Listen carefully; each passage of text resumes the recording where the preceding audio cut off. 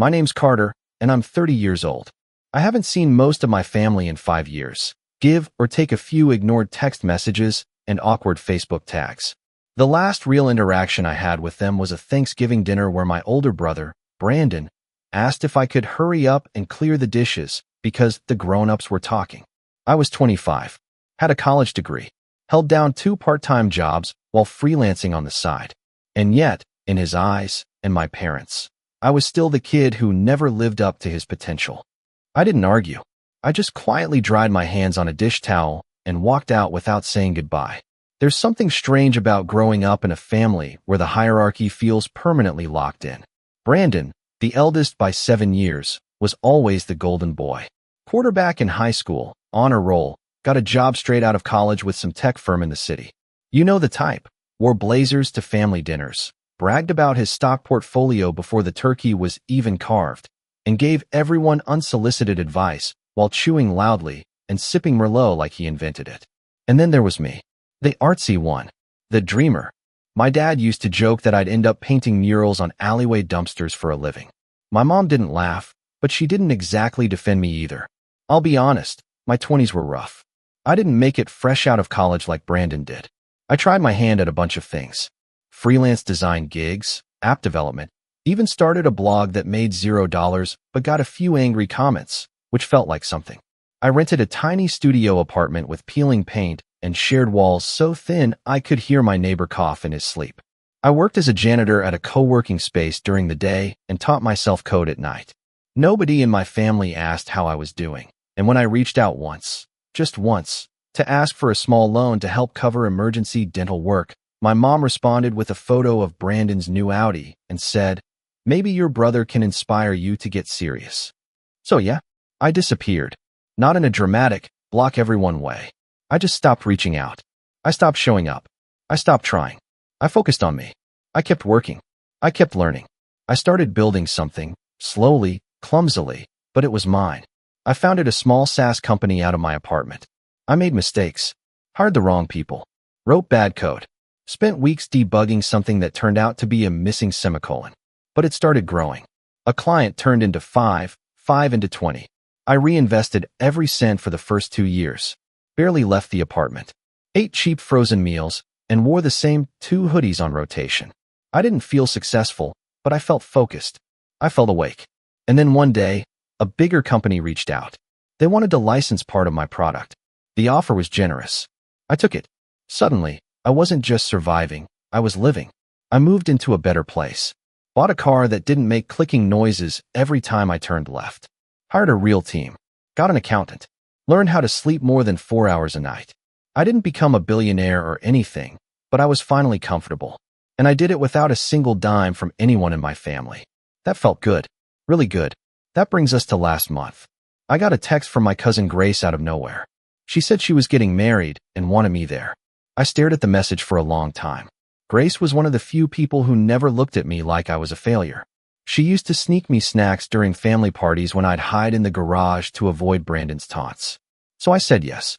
I figured enough time had passed. Maybe things would be different. Maybe I'd show up, we'd share a few awkward hugs, and I'd slip out early, unnoticed. The wedding was in this huge estate just outside the city. Vine-covered arches, white chairs on perfectly manicured grass, a string quartet warming up under a canopy.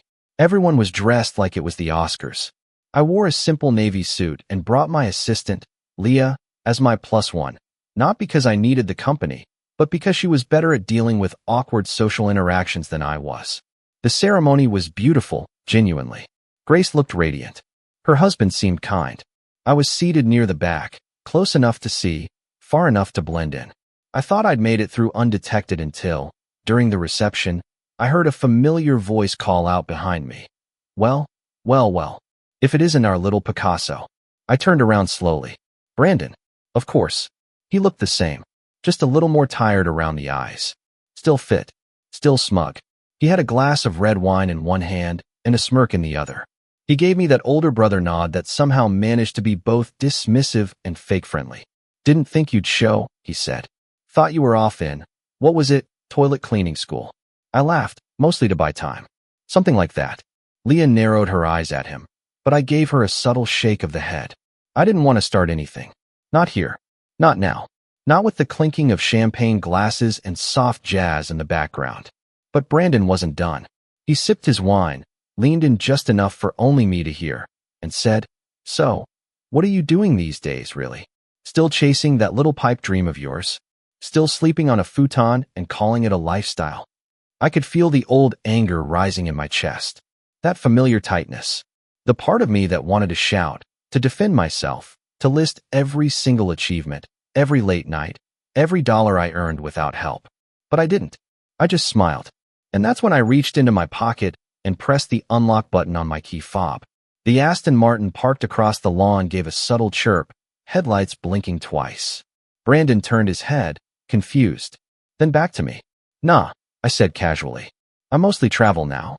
My company pays me even when I sleep." His face changed. Slightly. But it was there. That flicker of surprise. Of doubt. Like he suddenly realized the game had changed and he hadn't been keeping score. But that was just the first crack.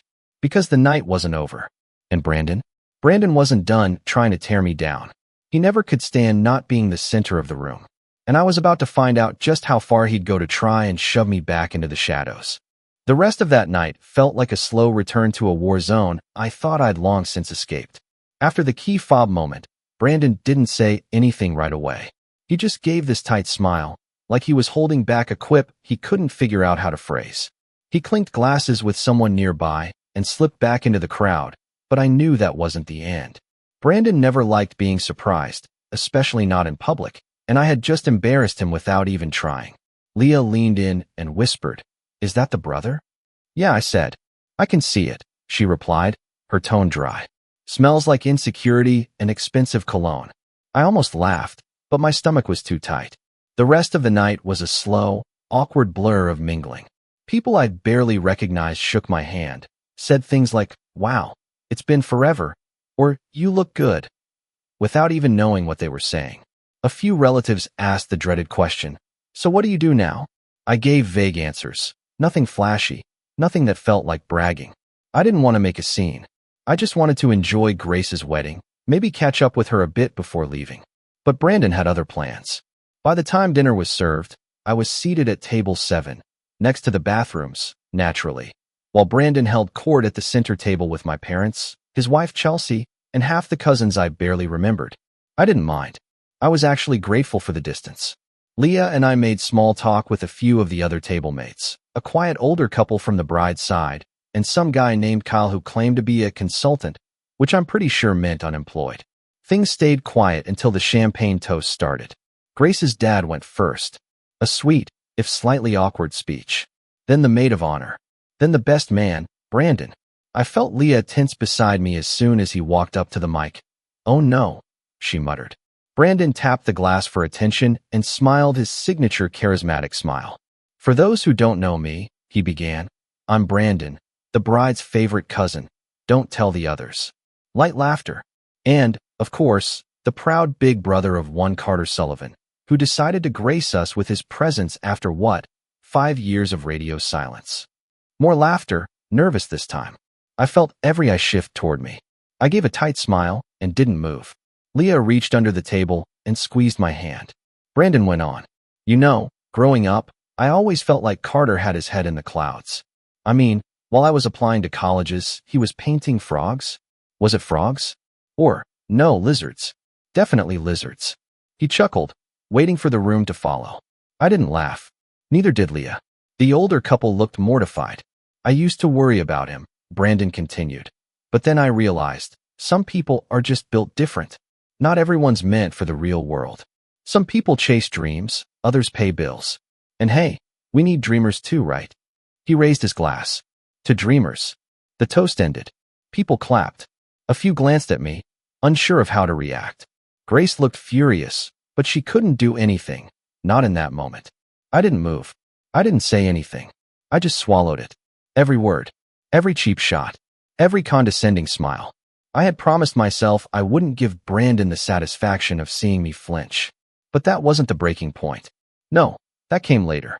After the dinner and the toasts, after most of the older guests had started filtering out and the younger crowd had migrated to the open bar and dance floor, I stepped outside for some air.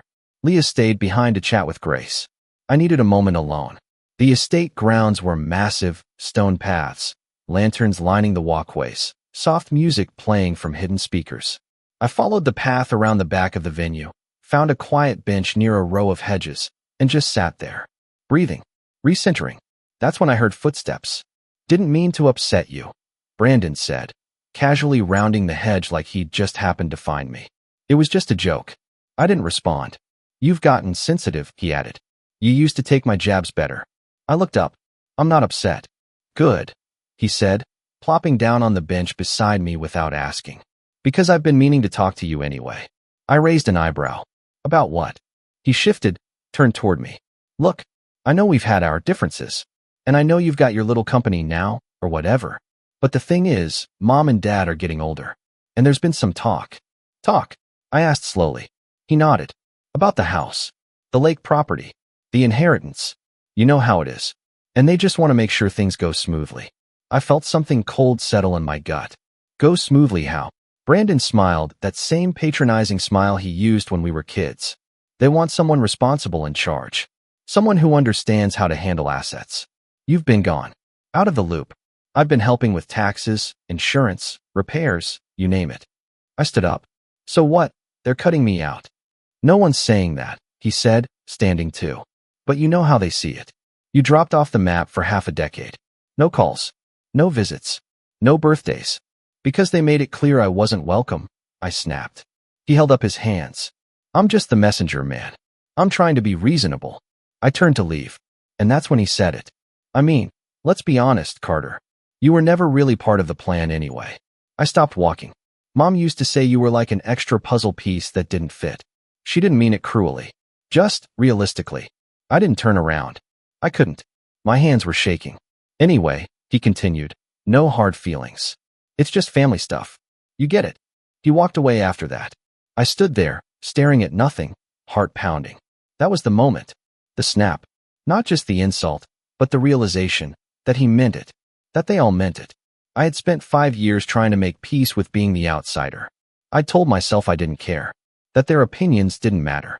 That building my life without them was a win. But hearing it out loud like that, from my own brother, turned something inside me. That wasn't just exclusion. That was betrayal. And it was just the beginning. Because what Brandon didn't know, what none of them knew, was that I had something they didn't. I had leverage. And I was done playing the quiet brother. When I got back to the reception hall, something in me had gone quiet. Not the kind of quiet that comes from peace. No. This was the kind that comes when your body hasn't caught up to your anger yet. Like your brain puts a sheet over the fire, so nobody sees the flames underneath. Leah looked up from her seat near the bar and gave me a concerned nod. She didn't ask anything.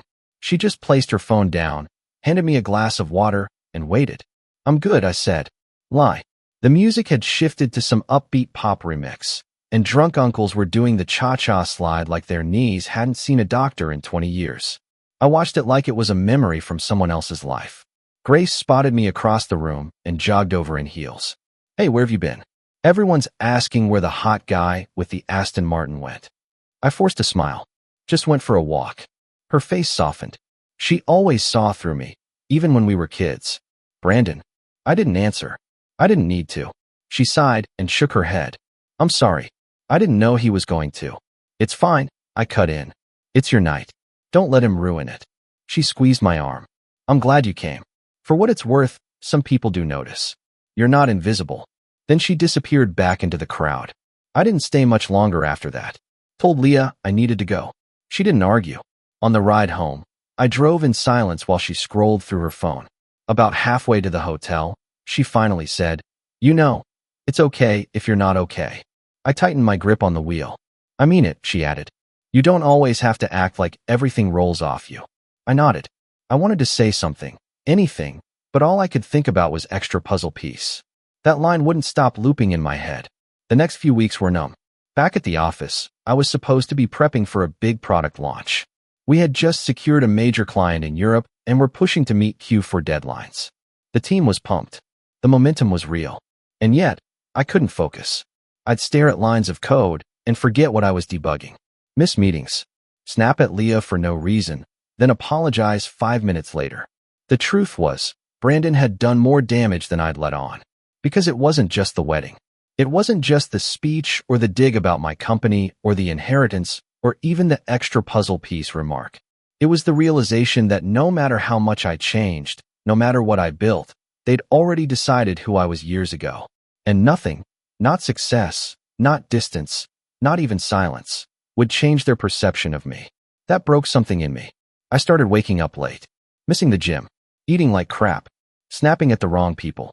I canceled 2 investor calls, pushed back our launch by 3 weeks, and let emails pile up until Leah finally barged into my office and slammed her laptop shut. "You either deal with whatever's going on, or you tell us you're taking a break," she said. "But this half-zombie version of you is dragging everyone down." That hit me hard, because she was right. And worse, the last time I'd felt like this, I was cleaning toilets. I was skipping meals to pay rent. I was questioning whether I even had a future. And here I was again, sitting in a multi-million-dollar startup office with a staff of 12 and a year's runway in the bank, feeling like a complete imposter. That night, I didn't go home. I stayed in the office and just sat, staring out the window at the city lights, wondering what the hell was wrong with me. Around midnight, I found myself digging through old email folders. Stuff from back when the company was just an idea in a Google document. I found the first invoice I ever sent, $50 for a custom widget. The first rejection email I ever got, 3 words, not a fit. The first reply from a stranger who said, "Hey, I love what you're building." And for some reason, that last one got me. I remembered that night. I'd been eating canned soup, watching YouTube tutorials on app architecture, thinking about giving up. And then that email landed in my inbox like a spark. It reminded me that someone, somewhere, saw me, believed in me, even if it was just a stranger on the internet. I stayed up until 3 a.m. rereading old notes, user feedback, blog comments, even typos and pitch decks. I reconnected with something I hadn't felt in months. Purpose, not revenge, not proving people wrong, not trying to outshine my brother, just building something that mattered. The next day, I called an all-hands meeting, told the team we were done dragging, that we were launching on time, with or without perfect polish, that we'd tighten the UI in V2, but for now, we needed to ship. I apologized to everyone, to Leah especially. I admitted I'd let personal stuff bleed into work, that I'd been checked out, and that it wouldn't happen again. You'd think people would be skeptical after a speech like that, but something changed. Maybe they saw the fire in my eyes again. Or maybe they'd just been waiting for someone to call the momentum back. Whatever it was, we snapped back. 3 weeks later, we launched. And it was a hit. The European client brought in 2 more referrals. One of our tools got picked up by a mid-sized marketing firm in Toronto. Then someone on TikTok made a viral video about how our app completely changed their workflow. Subscriptions tripled in 2 days. I finally let myself smile again. Genuinely. We threw a small party in the office. Nothing wild. Just pizza, soda, and some terrible karaoke. But I stood there, watching my team sing horribly off-key, and felt something I hadn't felt in years. Belonging. Not because of a last name. Not because I sat at some family table. But because I'd built something from the dirt up, and people chose to be part of it. I didn't need validation from Brandon. I didn't need a toast or a seat at the center table. I had my own damn table. But even with that clarity, I couldn't lie to myself. The betrayal still lingered. My parents hadn't reached out after the wedding. Not even a text to ask if I made it home okay. And then one day, I got an envelope in the mail. No return address. Inside was a single sheet of paper, a draft of the updated family trust. Brandon had been named sole executor. There was no mention of me, not even a footnote. I stared at it for a long time. Then I folded it, placed it in a drawer, and locked it. Not because I was letting it go, but because I wasn't going to let them decide what came next. They wanted to write me out of the story? Fine. Let's see how they feel when the story starts to write them out too. I didn't open that drawer for 6 weeks. Not because I forgot it was there, but because I didn't. I could feel the weight of that folded paper in the back of my mind every single day, like a splinter lodged too deep to dig out, but too annoying to ignore. I went back to work, business as usual. I led meetings. I traveled. I expanded the company's infrastructure. We launched new features, hired 2 new devs, and began talks with an angel investor who'd previously backed 2 unicorns. Outwardly, I was thriving, probably at the highest point in my life so far. But inside, The old tension hummed like background noise, always there, always low and steady. Because that envelope had made one thing clear. They weren't just ignoring me anymore. They were erasing me. That's when I realized something. I didn't need their approval. I didn't want it. But I would not let them take away my name like I was a typo in their narrative. If they wanted to play legacy chess, I had a few moves of my own. But first, I needed information. So I made a call. Her name was Adrienne Grant. She was a corporate attorney who had helped me with a contract dispute a year ago. Ruthless, meticulous, and extremely discreet. I'm not suing anyone, I said after we caught up briefly. I just want to know what I'm looking at. Quietly, I faxed her a copy of the draft trust. Less than 48 hours later, she called me. I'll keep it simple, she said. You're not disinherited, technically. You're just not mentioned at all. Which means what exactly? It means if your parents pass without revising the document, everything goes to Brandon as sole executor unless a court challenge is filed. And even then, it'll be uphill. I stared at the floor of my office. Can I find out when this draft was made? 6 months ago. It's notarized. That stung. 6 months ago, I just landed our first international licensing deal. I was working 14-hour days, building something real, and while I was doing that, they were quietly removing me from the table like I'd never existed. Anything I can do? I asked. She paused. Well, not legally, unless there's coercion, mental incompetence, or fraud involved. But Carter, her voice softened, which was rare for her. You're not crazy to be upset about this. It's cold, and it's calculated. I thanked her, hung up, and sat in silence. Then I pulled the envelope from the drawer. And this time, I didn't just look at it. I studied it. I started remembering little things. Conversations I'd had with my parents over the years that, at the time, I brushed off as casual comments, but now landed differently. My mom once joked that Brandon was always the planner, and that he'd keep the family on track. My dad mentioned during a rare phone call years ago that he was sorting some paperwork with Brandon, just boring estate stuff. They had been laying the groundwork for this long before the ink dried. And they'd done it quietly, strategically, like I was a loose end they didn't want to tie up, but couldn't bear to cut out completely. That's when something clicked. They hadn't written me out because I failed. They wrote me out because I succeeded without them. Because I was the reminder they couldn't control, mold, or manipulate anymore. So I stopped asking why they did it. And I started asking what I could do next. The first thing I did was hire a private researcher.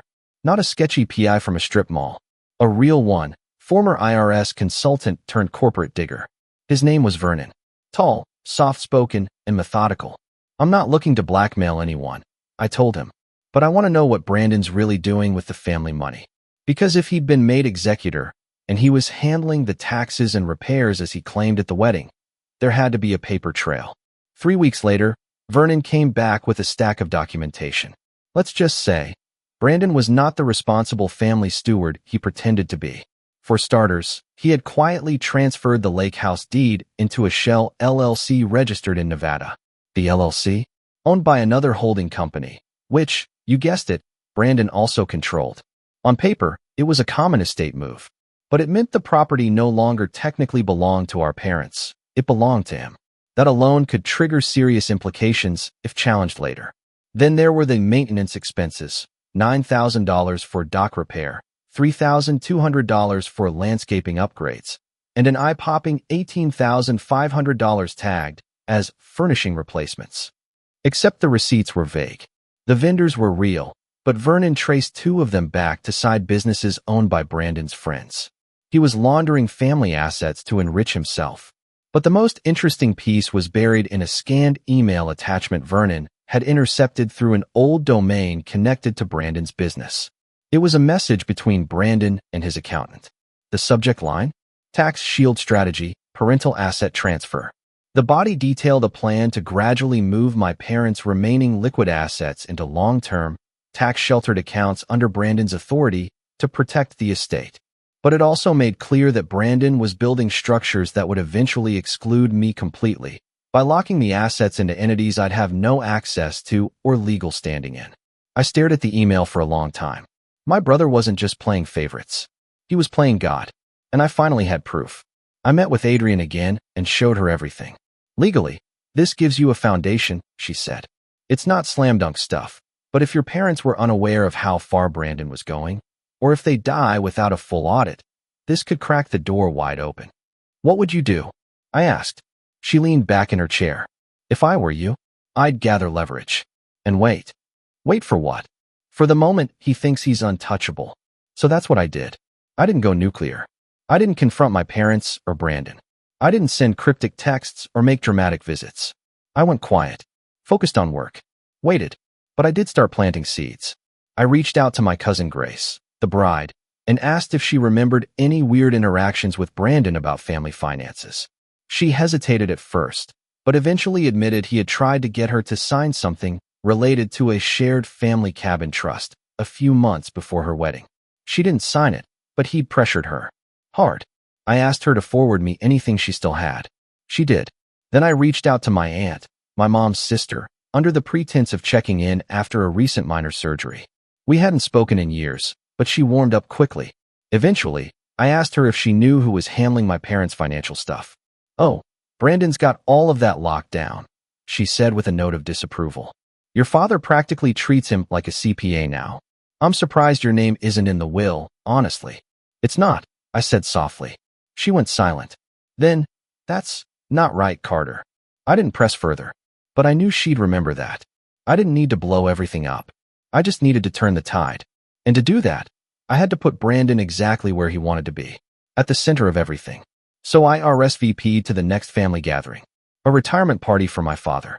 Brandon was hosting it, at the lake house, the same one he no longer technically let our parents own. And I knew, deep in my gut, that he'd use that night to flaunt his role, his control, his crown, which was exactly what I needed. Because when he stepped up in front of the family to claim the throne he thought he'd secured, I was going to be ready, with a smile, a flash drive, and a very simple sentence. Before we start the speeches, I thought I'd show everyone something interesting I found. But that's not where the story ends. Because Brandon was about to do something that would make everything worse. And he had no idea he was walking straight into it. That day, I arrived late on purpose. The sun had just begun to dip behind the trees, casting long shadows across the lake as I pulled up to the driveway of the old family cabin, now technically a corporate asset in Brandon's shell company. I parked 2 houses down and walked the rest of the way with calm, measured steps. No flashy car this time. No assistant. Just me, wearing a black blazer and a steel gray button-down, holding a simple envelope in one hand and a USB drive in the other. I could already hear the familiar voices as I approached, laughs that felt like echoes from a past life, music filtering through outdoor speakers, and the clink of glasses from people who once couldn't be bothered to remember my birthday. I wasn't here for reconciliation. I was here for clarity. The backyard had been set up like a catered vineyard tasting. White tent, linen-covered tables, and those fake wooden barrels people rent for ambience. My dad stood in the center of a circle of family members, wearing a button golf shirt tucked too tightly into khakis, laughing as Brandon delivered yet another speech into a wireless mic. And I think we can all agree, Brandon said, swirling a glass of wine like he'd studied it on YouTube, that Dad's leadership, both at work and at home, was what kept this family on the rails. And now, as he retires, it's time to pass the torch. Not just of property or assets or responsibility, but of legacy. He looked down at my dad, who nodded proudly, eyes glinting with admiration. Then Brandon's gaze swept across the crowd and landed on me. He froze, just for a second, but it was enough. I stepped forward as the last polite chuckles faded. Every pair of eyes turned in my direction. My mom's smile twitched, confused. My dad tilted his head. Grace, standing near the wine table, gave me a slight nod. I stopped a few feet from Brandon and spoke loud enough for everyone to hear.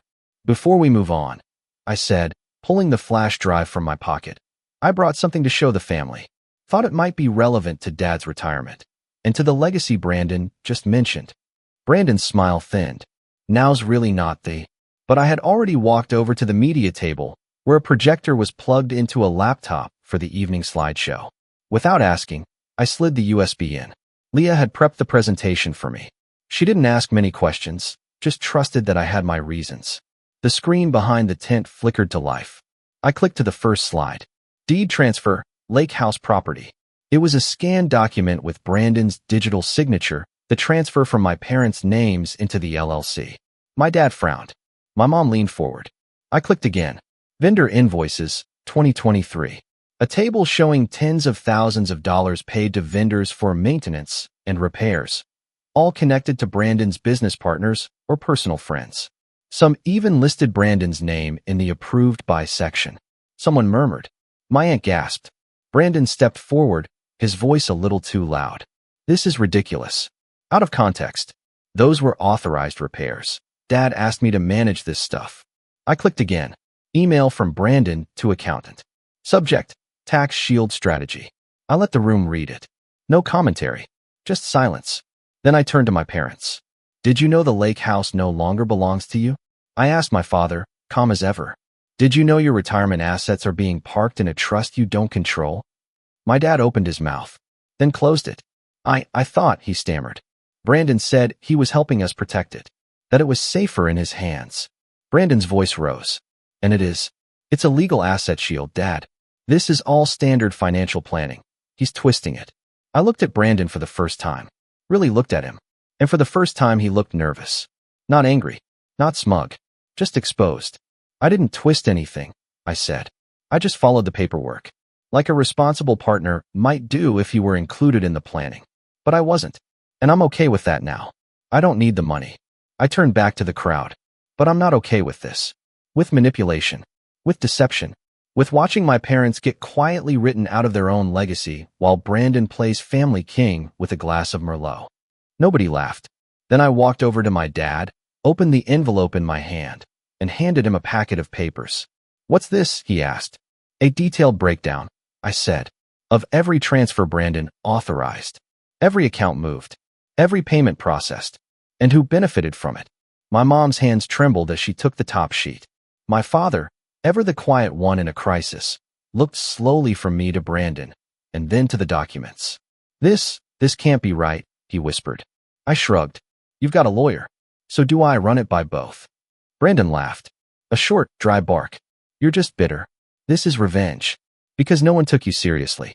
Because you disappeared for 5 years and came back thinking you could rewrite the rules. He took a step closer. You think money makes you legitimate? You think building some app and driving a fancy car means you're part of this family again? I didn't flinch. I never stopped being part of this family, Brandon. You just spent so long trying to make me invisible, you forgot I was still watching. More murmurs. Someone behind me whispered. He forged that LLC under his own name? And then my mother, quiet, always passive, stepped forward. Is it true? She asked Brandon directly. Did you move the house into your company? Mom. Answer me. Brandon hesitated. Just for a second. But it was long enough. Yes, he said finally. But I told you. She slapped him. The sound cracked like thunder in the stunned silence. Not hard. Not violent. But with enough sting to silence the entire backyard. You took advantage of us, she whispered. Of your father's trust. Of mine. You weren't protecting us. You were protecting yourself. I was trying to secure. For you, she snapped. Not for us. And not for Carter. Brandon looked around. The crowd had shifted. His allies were quiet.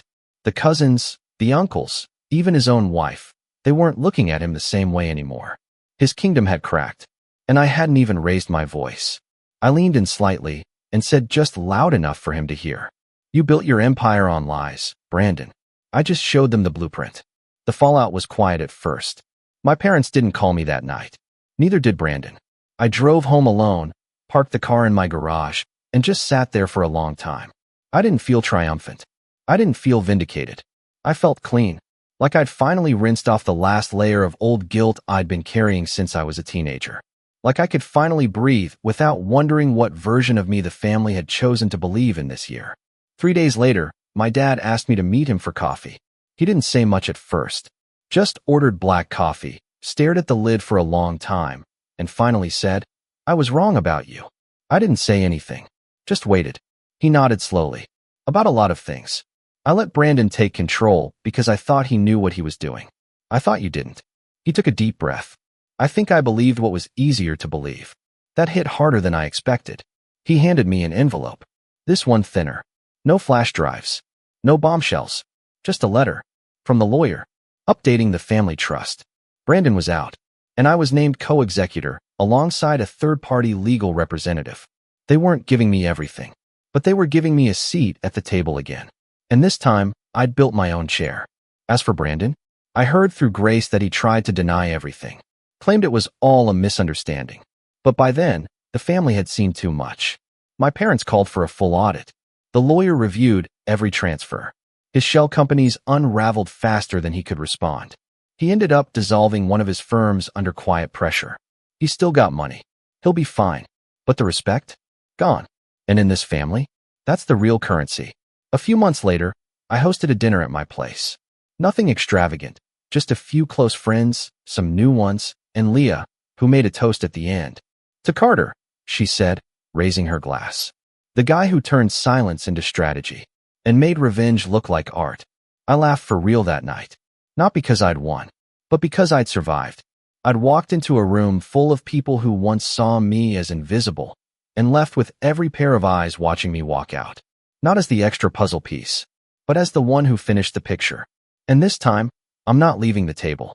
Hey, this has been weighing on me for a while, and I think it's time to get it off my chest. The whole situation with my family was beyond frustrating, but I never expected it would end up like this. I'm still kind of in shock, honestly. So sit back, because this is going to be one of those you won't believe it stories. First, a little bit about me. My name's Oliver, and I'm the older sibling. Growing up, I always felt like the one who had to do the heavy lifting in our family, while my younger brother, Liam, got away with everything. I'm 26 now, working a regular 9 to 5 job, and I'm still figuring things out, but I've always been the reliable one. I don't mind it, honestly.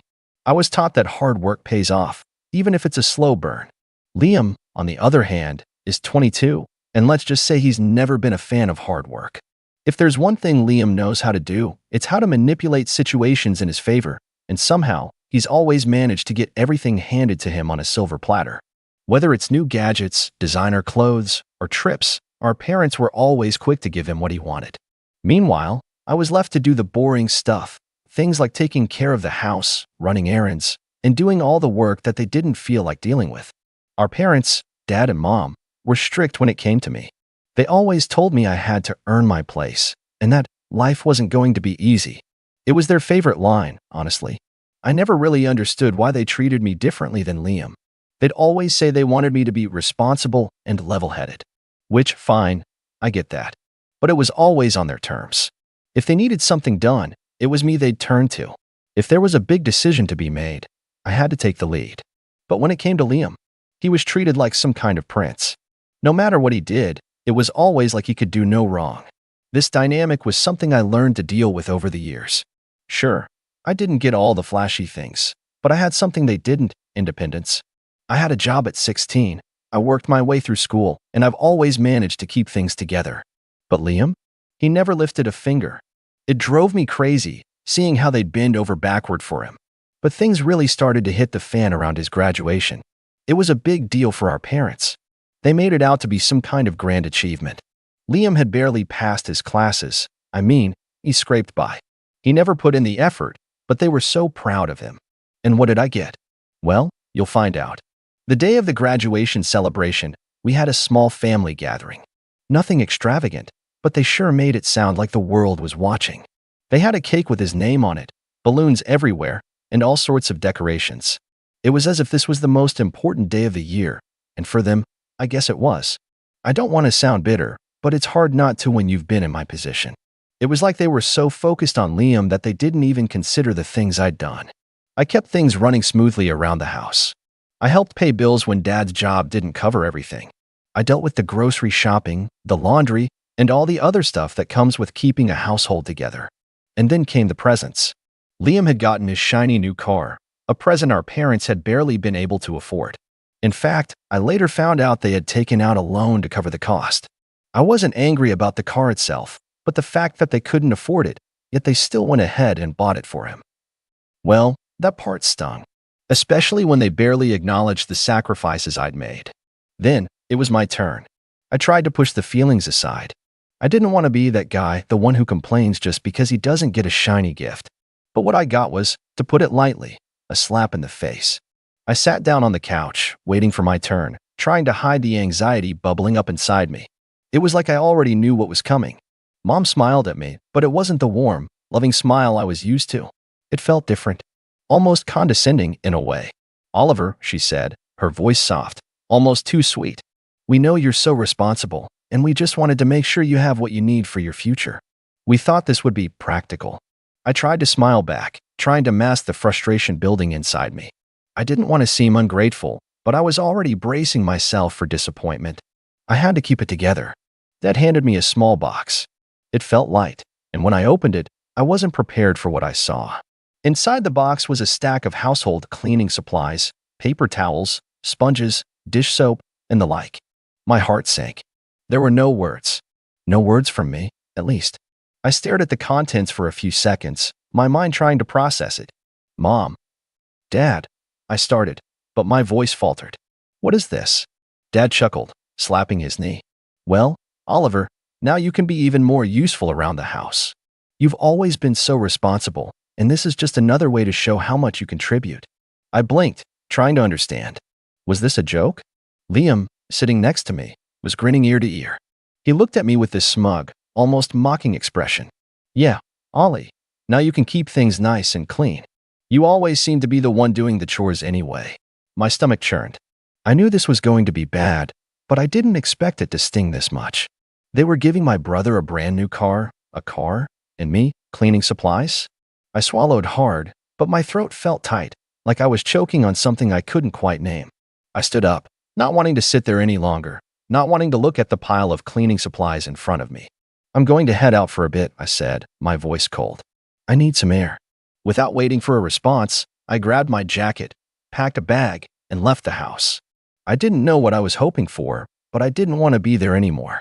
I could hear my parents calling after me, but I didn't look back. I don't know how long I walked that night, but it felt like hours. I just kept putting one foot in front of the other, not really caring where I was going. It wasn't until I reached a small bench near the park that I finally stopped to sit down, my mind racing. I should have been furious, and I was, but I was also tired. Tired of always being the responsible one, tired of being the one to do everything right, only to get ignored or dismissed. I took out my phone, scrolling through a few messages from friends, trying to distract myself from the mess that had just happened. I didn't even want to go back home, but where else could I go? The house was all I had, even though it felt more like a prison than a place of comfort. I finally decided to call a cab to take me to a friend's place, just to get some space. When I got there, I told my friend, Jake, everything that happened. Jake listened quietly, but I could see the frustration in his eyes. He knew what I'd been going through with my family. You don't deserve that, Oliver, Jake said. You've been busting your ass for years, and they just keep using you. You're not a damn maid.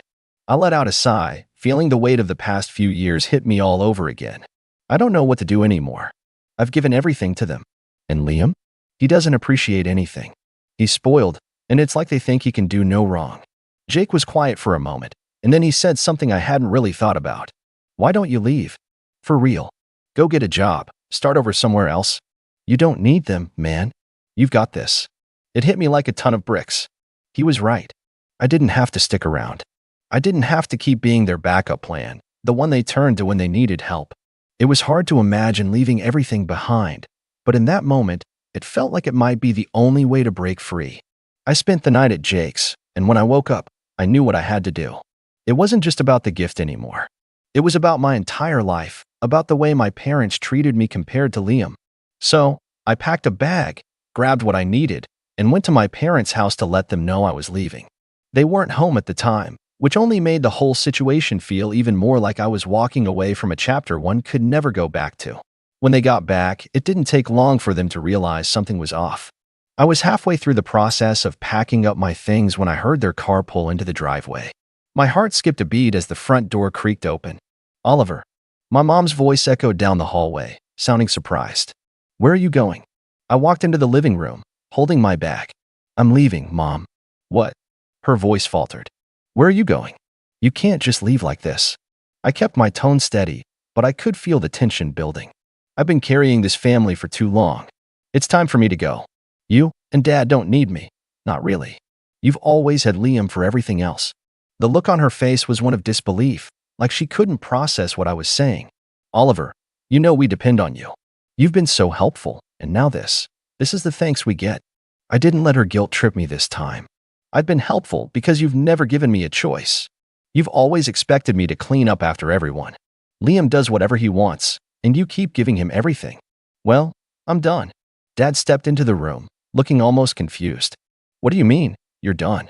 You're going to leave the family? After everything we've done for you? You've done nothing for me, Dad, I replied, keeping my voice calm. Liam gets a car, and I get cleaning supplies. That's how much I mean to you. Mom's face twisted in something close to panic. You don't understand. We've been making sacrifices for your future. You're not seeing the bigger picture. I shook my head. No, Mom. I'm done seeing the bigger picture. You've never seen me. You've only seen what you can use me for. But I'm not doing this anymore. I turned to leave, but Liam stepped into the doorway, a smug expression plastered on his face. Wow, Ollie. Leaving already?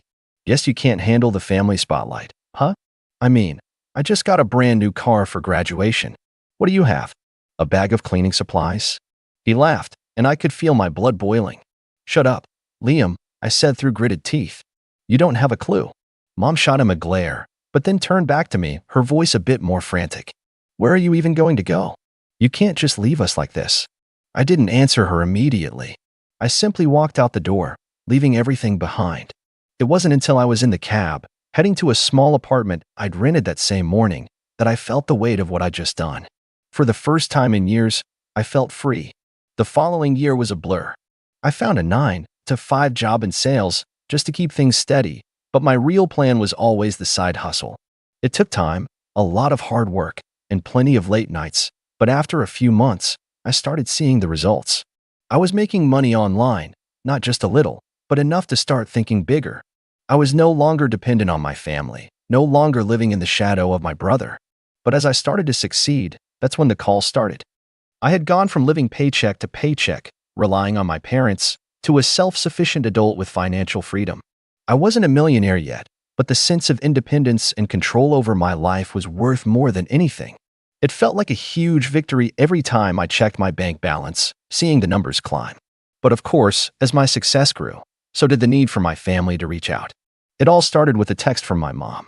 At first, it was casual. She was trying to sound like everything was normal. Hey, Oliver, how's the new place? I hope you're settling in well. Have you been able to keep busy with work? I could tell this was a thinly veiled attempt to see if I'd bite and talk about what I was doing. So, I responded, keeping it simple and vague. I'm doing well. Work's keeping me busy, but it's going good. That was it. A couple of days went by before I heard from her again. This time, it wasn't just a check-in. The tone was different. Oliver, your dad and I have been thinking. We're really proud of you. You've always worked hard, and we just wanted to tell you that we're here for you, no matter what. I could feel the tension in her words. It was almost like they were testing the waters, hoping to open the door for something more. I knew exactly what they wanted, but I kept my reply neutral. Thanks, Mom. I appreciate it. A week later, I got another message. This time, it wasn't from her, but from Liam. Hey, Ollie, hope you're doing all right. I know things are a bit tense between us, but I just wanted to check in. How's work going? I've been thinking about you. Liam thinking about me? That was new. He had never cared about anything except himself. I didn't want to be petty, but I also didn't want to pretend like everything was fine. So, I replied with the same vague answer I'd given Mom. Everything's good. Work's going well, and I'm staying busy. A couple of days later, my phone buzzed again. This time, it was my mom calling. I hesitated for a moment, then answered. Hello, Oliver. Honey, it's Mom, she said, sounding almost sweet. I hope you're doing well. Your dad and I were just talking. We were wondering if you could come by soon. We really miss you. You know, it's not the same without you here. My stomach dropped. It felt like a trap. They hadn't missed me before, at least not in the way they were claiming. It had been months since I left, and all of a sudden, they wanted to act like they cared. I could practically hear the desperation in her voice. I don't know, Mom, I said, trying to sound neutral but not giving in. I've got a lot going on here. Things are different. She was quiet for a second, and I could hear her breathing on the other end of the line. I waited for her response, knowing this was coming. Well, it's just that. With everything that's been going on, we've been struggling a little. You know, with your brother's car and all. And with the bills stacking up, it's been a lot for us lately. We could really use your help. There it was. I knew it. They had been in debt, taking out loans to buy Liam his car, and now they were struggling to keep up. They hadn't thought of how they would manage long term, and suddenly they were remembering I existed. But it wasn't because they were concerned about me. It was because they needed something. My heart tightened. I don't know what you expect from me, Mom. I'm not coming back. I've built my life here. I heard her voice falter. We know you're doing well, Oliver. We just thought you could help us out a little, that's all. Just to get back on our feet. I didn't respond right away. I was processing what she was saying, how easily they expected me to just drop everything, return to the house, and fix their mess. Listen, Mom, I'm not coming back. You and Dad have made your choices. You decided to put everything into Liam. You can't just come to me when things get hard. You can't expect me to fix it. There was a long silence on the other end of the line. Then, finally, my mom spoke, her voice almost pleading. Oliver, please. We've made mistakes, but we're trying. We really need you. I wasn't sure what I felt anymore. Anger? Sympathy? Resentment? A mix of all of those. I had worked so hard to get away from that place, and now they were trying to manipulate me into coming back, to be their backup once again. I can't help you, I said, feeling my resolve solidify. I've worked too hard for this. I'm not going to put myself back in that situation. That was the first of many calls. They came more frequently over the next few weeks, each time more desperate. Mom and Dad, each with their own version of pleading, reminding me how much they needed me, how much they'd sacrificed for me. They even mentioned Liam, talking about how his grades were slipping now that he had the car and how he couldn't handle the pressure of adult life. But every time I refused, they pushed harder until the calls stopped coming. The silence was almost worse than the constant begging. I knew they were upset. I knew they were angry. But that didn't stop me from living my life. Then, one day, I got a message from Liam. This time, it was different. It wasn't just about checking in or saying he missed me. It was a cry for help. Oliver, I need you to help me. Things are getting out of hand. Dad's been really upset lately, and Mom, she doesn't know what to do. We're in serious trouble. I didn't respond right away. I wasn't sure if I should even reply. What did he want from me? What was he trying to pull? Finally, after a few minutes, I decided to send a short reply. What do you want from me, Liam? His response came quickly, and the urgency in his words was clear. I'm serious, Ollie. We're in debt. We can't handle the car payments. I don't know who else to turn to. I could feel my heart sink. This wasn't just about them anymore. This was about a family falling apart, and Liam, the one who'd been handed everything on a silver platter, was finally realizing how bad things had gotten. I sat there for a moment, staring at the message on my phone, my fingers twitching with frustration. Then, I typed out a reply. Liam, you don't get it, do you? This isn't my problem. The words were harsh, but I felt like I needed to say it. It wasn't just about money or material things anymore. It was about principles. I wasn't going to be their fallback, their savior. They'd put me in a position where I was the one who had to sacrifice everything. I wasn't going to let them do it again. I stared at the screen for a few more seconds before I added more. You and Dad put yourselves in this mess. I told you guys when I left, I was done. I'm not coming back to fix things for you. Don't ask me to. I stared at the message, feeling a strange sense of relief. I had to stand my ground. There was no way I was going to let them guilt trip me into coming back. Just as I hit send, my phone rang. It was from my mom. The last thing I wanted to do was talk to her right now, but the call kept ringing, and it seemed like I was going to have to face it. I picked up with a deep sigh. Hello, Oliver, she started, and I could already hear the crack in her voice. She was trying to keep her composure, but the desperation was obvious. I don't know what to do. You need to come back. Your dad, he's not handling things well. He's been so upset, Ollie. I'm just worried about him. And Liam, well, he's not doing well at all. His grades are slipping. He doesn't know how to manage everything. It's just getting worse. I clenched my jaw, my patience wearing thin. Mom, I don't care about their problems. I have my own life now. I told you I wouldn't come back. You chose to spoil Liam and ignore me for years. Now, when things are hard, you want me to drop everything and fix it. No. There was silence on the other end of the phone. I could tell she was hurt by my words, but I wasn't about to apologize. Not this time. Mom, you need to figure this out on your own, I continued, my voice growing more firm. I'm not responsible for your financial mistakes. I'm not your backup. Her voice trembled. I'm not asking you to fix everything, Oliver. We just thought maybe you could help us out. Just a little. It's hard, and we don't know who else to turn to. I could feel my temper rising. You thought you could just ignore me when I needed help. And now that you're struggling, you think I owe you? What happened to your perfect family that didn't need me? The one where everything was supposed to be fine as long as Liam had everything handed to him. Her voice cracked. It's not like that, Ollie. We've made mistakes, but we're trying to do better now. Please, just come home. I felt a bitter laugh rise in my throat. I'm not coming back. And I'm certainly not going to keep bailing you out. You can't just call me when it's convenient for you. You made your choices. Oliver, please, she started, but I interrupted. No, I've heard this all before. I'm not your solution. You want to fix things? Start with Liam. He's the one who's got the luxury car, the one who's never worked a day in his life. You want to know what adulting looks like? Stop using me as your crutch and figure it out yourself. I could hear her sobbing now, the tears coming through in her words. You don't understand, Ollie. You don't understand how hard it's been. Please. I felt a pang of guilt in my chest, but I pushed it away. I couldn't let myself fall back into their trap. I understand perfectly, I said, my voice hardening. But I'm not going to give in. I'm not going to put my life on hold to fix yours. You need to face the consequences of your choices. I hung up before she could say anything else, letting out a long breath. My hands were shaking, not from fear, but from the frustration that had been building up over the last few months. They had always seen me as someone who could be manipulated, someone who could be pushed into action whenever they needed me. But not anymore. I knew it wouldn't be the end of it. I knew they'd try again. My mom had always been persistent when she needed something, and my dad was the type to sulk and try to guilt-trip me. But I wasn't going to give in. I had worked too hard to get to where I was, and I wasn't going to let them drag me back into that life. About a week later, as I was getting ready to leave work, I saw a notification pop up on my phone. It was from my dad. We've been talking, and we've made some changes. We're sorry for how things have been. Your mom and I, we just want to help you. We miss you, and we need you. Please, Oliver, come home. Let's fix things. We'll work together. I stared at the message, my heart hammering in my chest. I wasn't sure what to feel.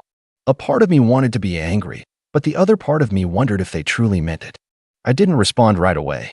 Instead, I sat there in my apartment, replaying everything in my mind, the way they had treated me, how they had never shown a fraction of this supposed love when I needed it. Now, after everything, they were suddenly begging for my help? I wasn't buying it.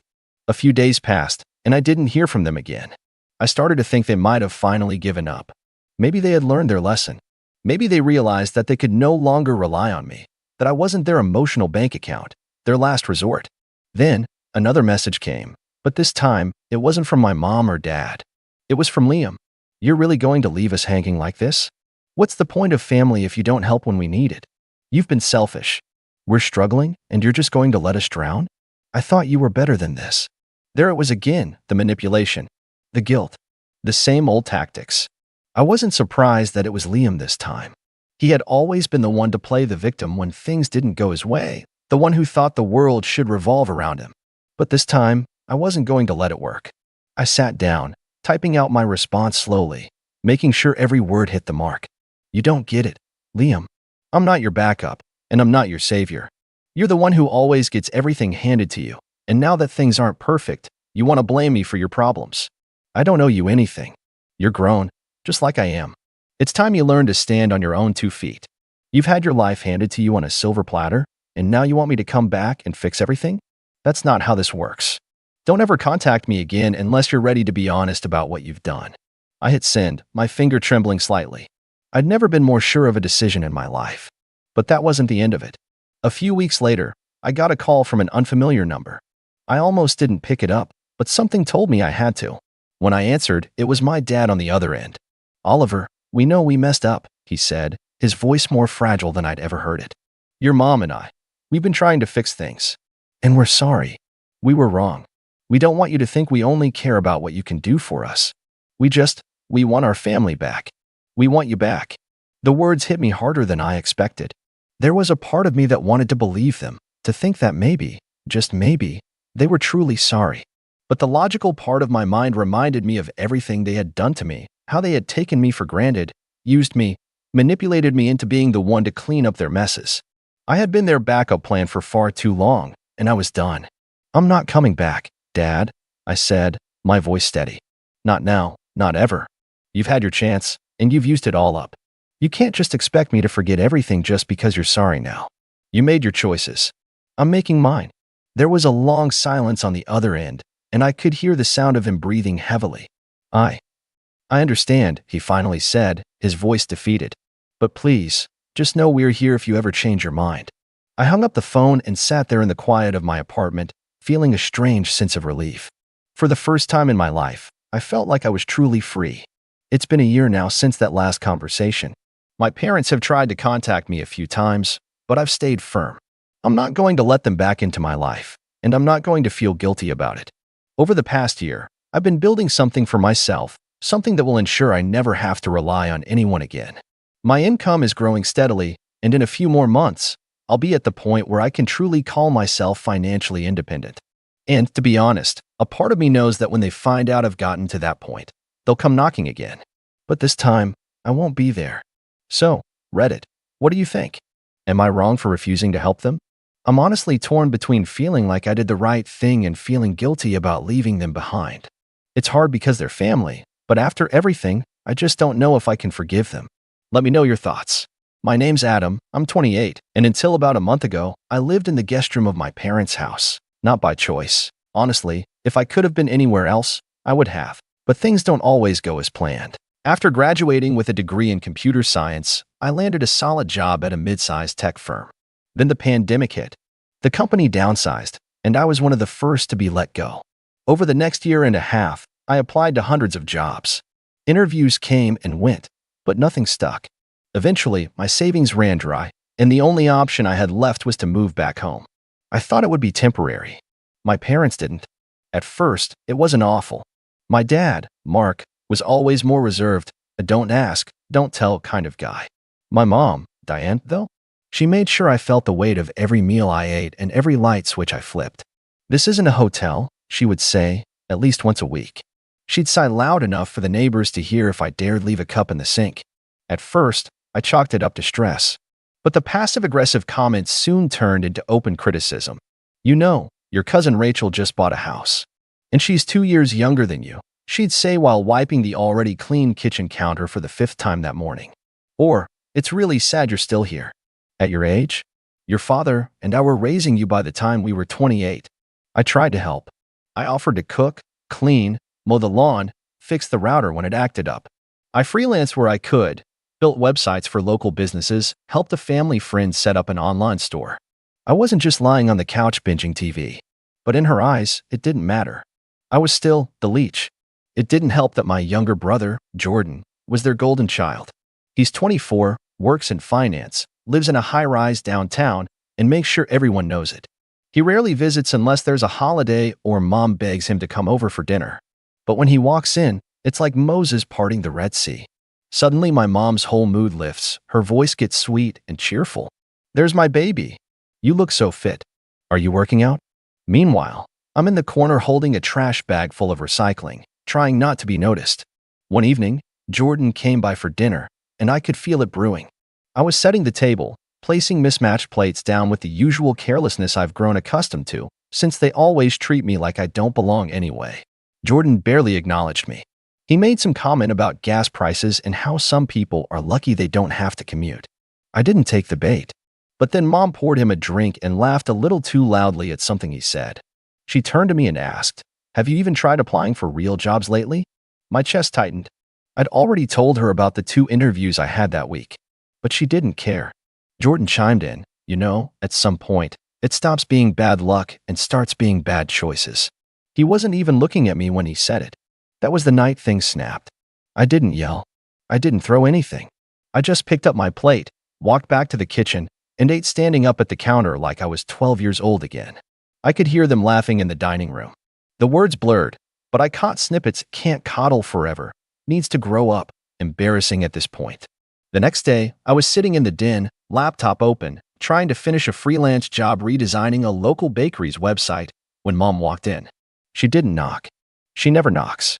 She stood in the doorway with her arms crossed, and I knew something was coming. "You need to start paying rent," she said flatly. I nodded. I'd heard this before. I already said I'd help out once I finish this site. They're paying. I'm not talking about maybe someday. I'm talking now. Today. I stared at her, confused. You want me to write you a check with money I don't have? No, Adam. I want you to grow up. This has gone on long enough. We've done more than our share. You're just a leech living off us. The word slapped me harder than I expected. Leech. She said it with this look of disgust, like I was something stuck to the bottom of her shoe. Before I could even reply, she turned and started dragging a duffel bag from the closet. I'd barely had time to react when she stormed back into the room, threw the bag at my feet, and said, "Go leech somewhere else." I didn't argue. I didn't cry. I zipped the bag up, packed my laptop, charger, and toothbrush, and left. Not a single word. Just the echo of that word, leech, chasing me down the driveway. I couch surfed for a bit. First with my friend Lucas, then stayed a few days with my ex, who was kind enough to let me crash while I figured things out. But that time on my own, scary as it was, pushed me to go all in. I took on more freelance jobs, even helped a local artist build an e-commerce site to sell her prints. One night, out of nowhere, I got a LinkedIn message from a recruiter who had seen my freelance portfolio. Within a week, I was interviewing for a remote position with a tech startup. And I got the job. It paid decently, not Silicon Valley money, but enough to start reclaiming my life. The best part? It came with full benefits and the option to work from anywhere. So I did something that surprised even me. I used the money I'd been saving from freelancing and got a studio apartment. Tiny, but mine. No one could throw me out of it. No one could call me a burden. About 3 weeks after I moved in, I was finishing up a project when I noticed a call from my dad. I hadn't heard from him since I left. Not even a "how are you?" I let it go to voicemail. Then another call came in. Then a text. "Why did the bank freeze our account?" I blinked. What? Then I remembered something. Something I hadn't thought about in weeks. Back when I was jobless, Dad had asked me to help him switch over their joint banking setup. He was tired of driving to the bank, and since I was good with tech stuff, he asked me to set up their online access, their mobile banking, and, crucially, link their account with their tax software. I'd walked him through every step. We added my email and number as recovery contacts. I was even a secondary administrator on their joint account, not to spend anything, but to troubleshoot if anything went wrong. And now? That access was still there. I didn't reply right away. I sat there, just staring at the message. I imagined them sitting at the dining room table, my mom pacing, my dad fumbling with the bank app, maybe even calling the helpline, only to be told there was a verification lockout, and they'd need secondary contact access to regain control. That's when I typed out a reply. Ask the leech. No emojis. No explanation. Just those 3 words. And less than an hour later, everything exploded. I barely had time to make lunch before my phone started buzzing again. This time it was my mom. 3 missed calls in under 5 minutes. Then the text started. Mom texted, "Adam, this isn't funny. Call your father back. We can't pay the credit card bill. Are you really doing this to us after everything we've done for you? Fix this. Now." I didn't answer. For the first time in years, I had leverage, and I wasn't going to waste it. I wasn't interested in revenge for the sake of being cruel. But I wanted accountability.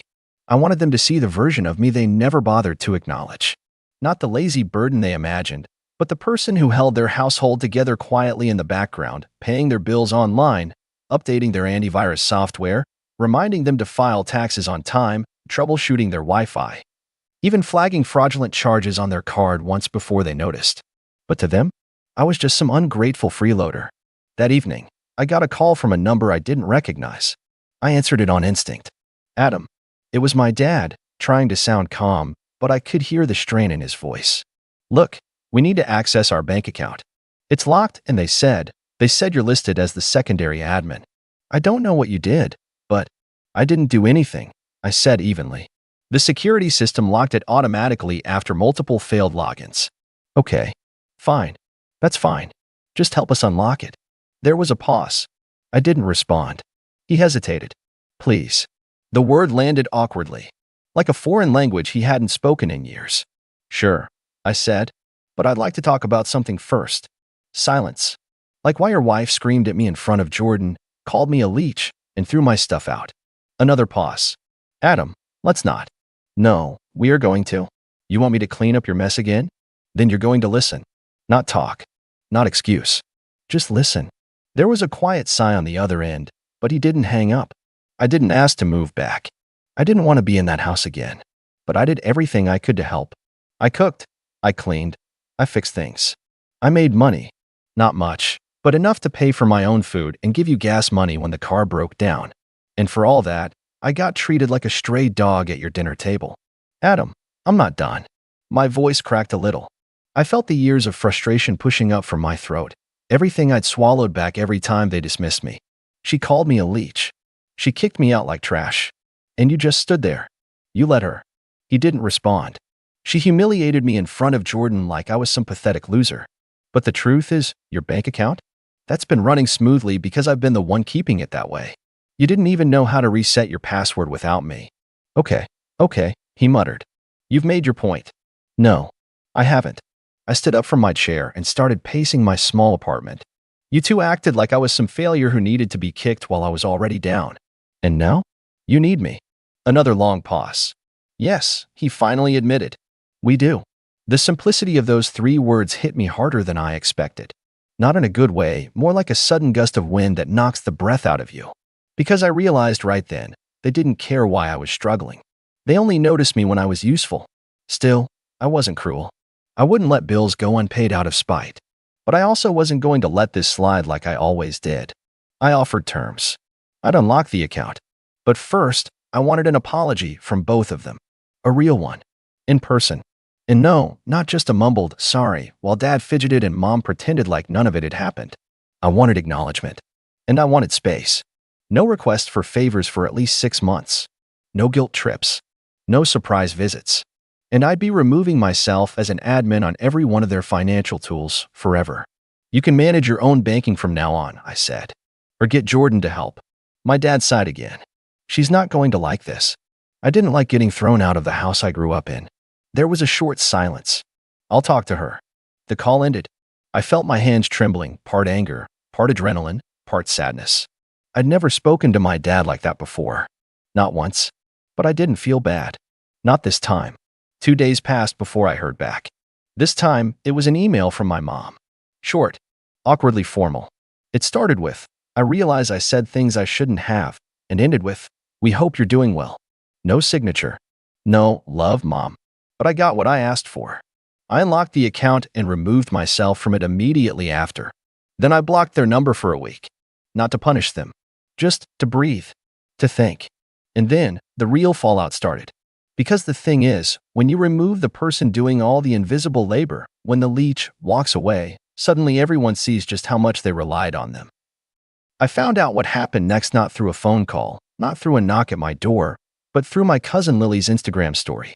She had taken a quick boomerang video during Sunday brunch at Grandma's house, Mom sitting stiffly at the far end of the table, wine glass untouched, lips pursed like she'd bitten into a lemon. My dad was beside her, rubbing his temples, looking like a man who had just learned how to use the internet, and failed. Meanwhile, Jordan sat across from them, his smug grin replaced by a furrowed brow. That was new. The caption? When the group project loses the only person who knew how to do anything. #family drama. I DM'd her with a simple, what happened? Her reply came fast. LMAO. Your mom's been trying to figure out how to log into her online banking for a week. She locked the account again this morning. Jordan came over to fix it and somehow made it worse. Now she's saying you sabotaged it on purpose. I stared at the screen, genuinely stunned at how fast the blame had boomeranged back to me. But I couldn't even feel angry, just tired. The kind of tired that runs deeper than sleep. Because there it was again. No matter how much I helped, no matter how quietly I worked behind the scenes, the moment things went wrong, I was the villain in their story. It didn't stop there. Apparently, after I removed myself from their tax filing access, my dad realized he hadn't saved the login credentials for the new system I set up for them last year.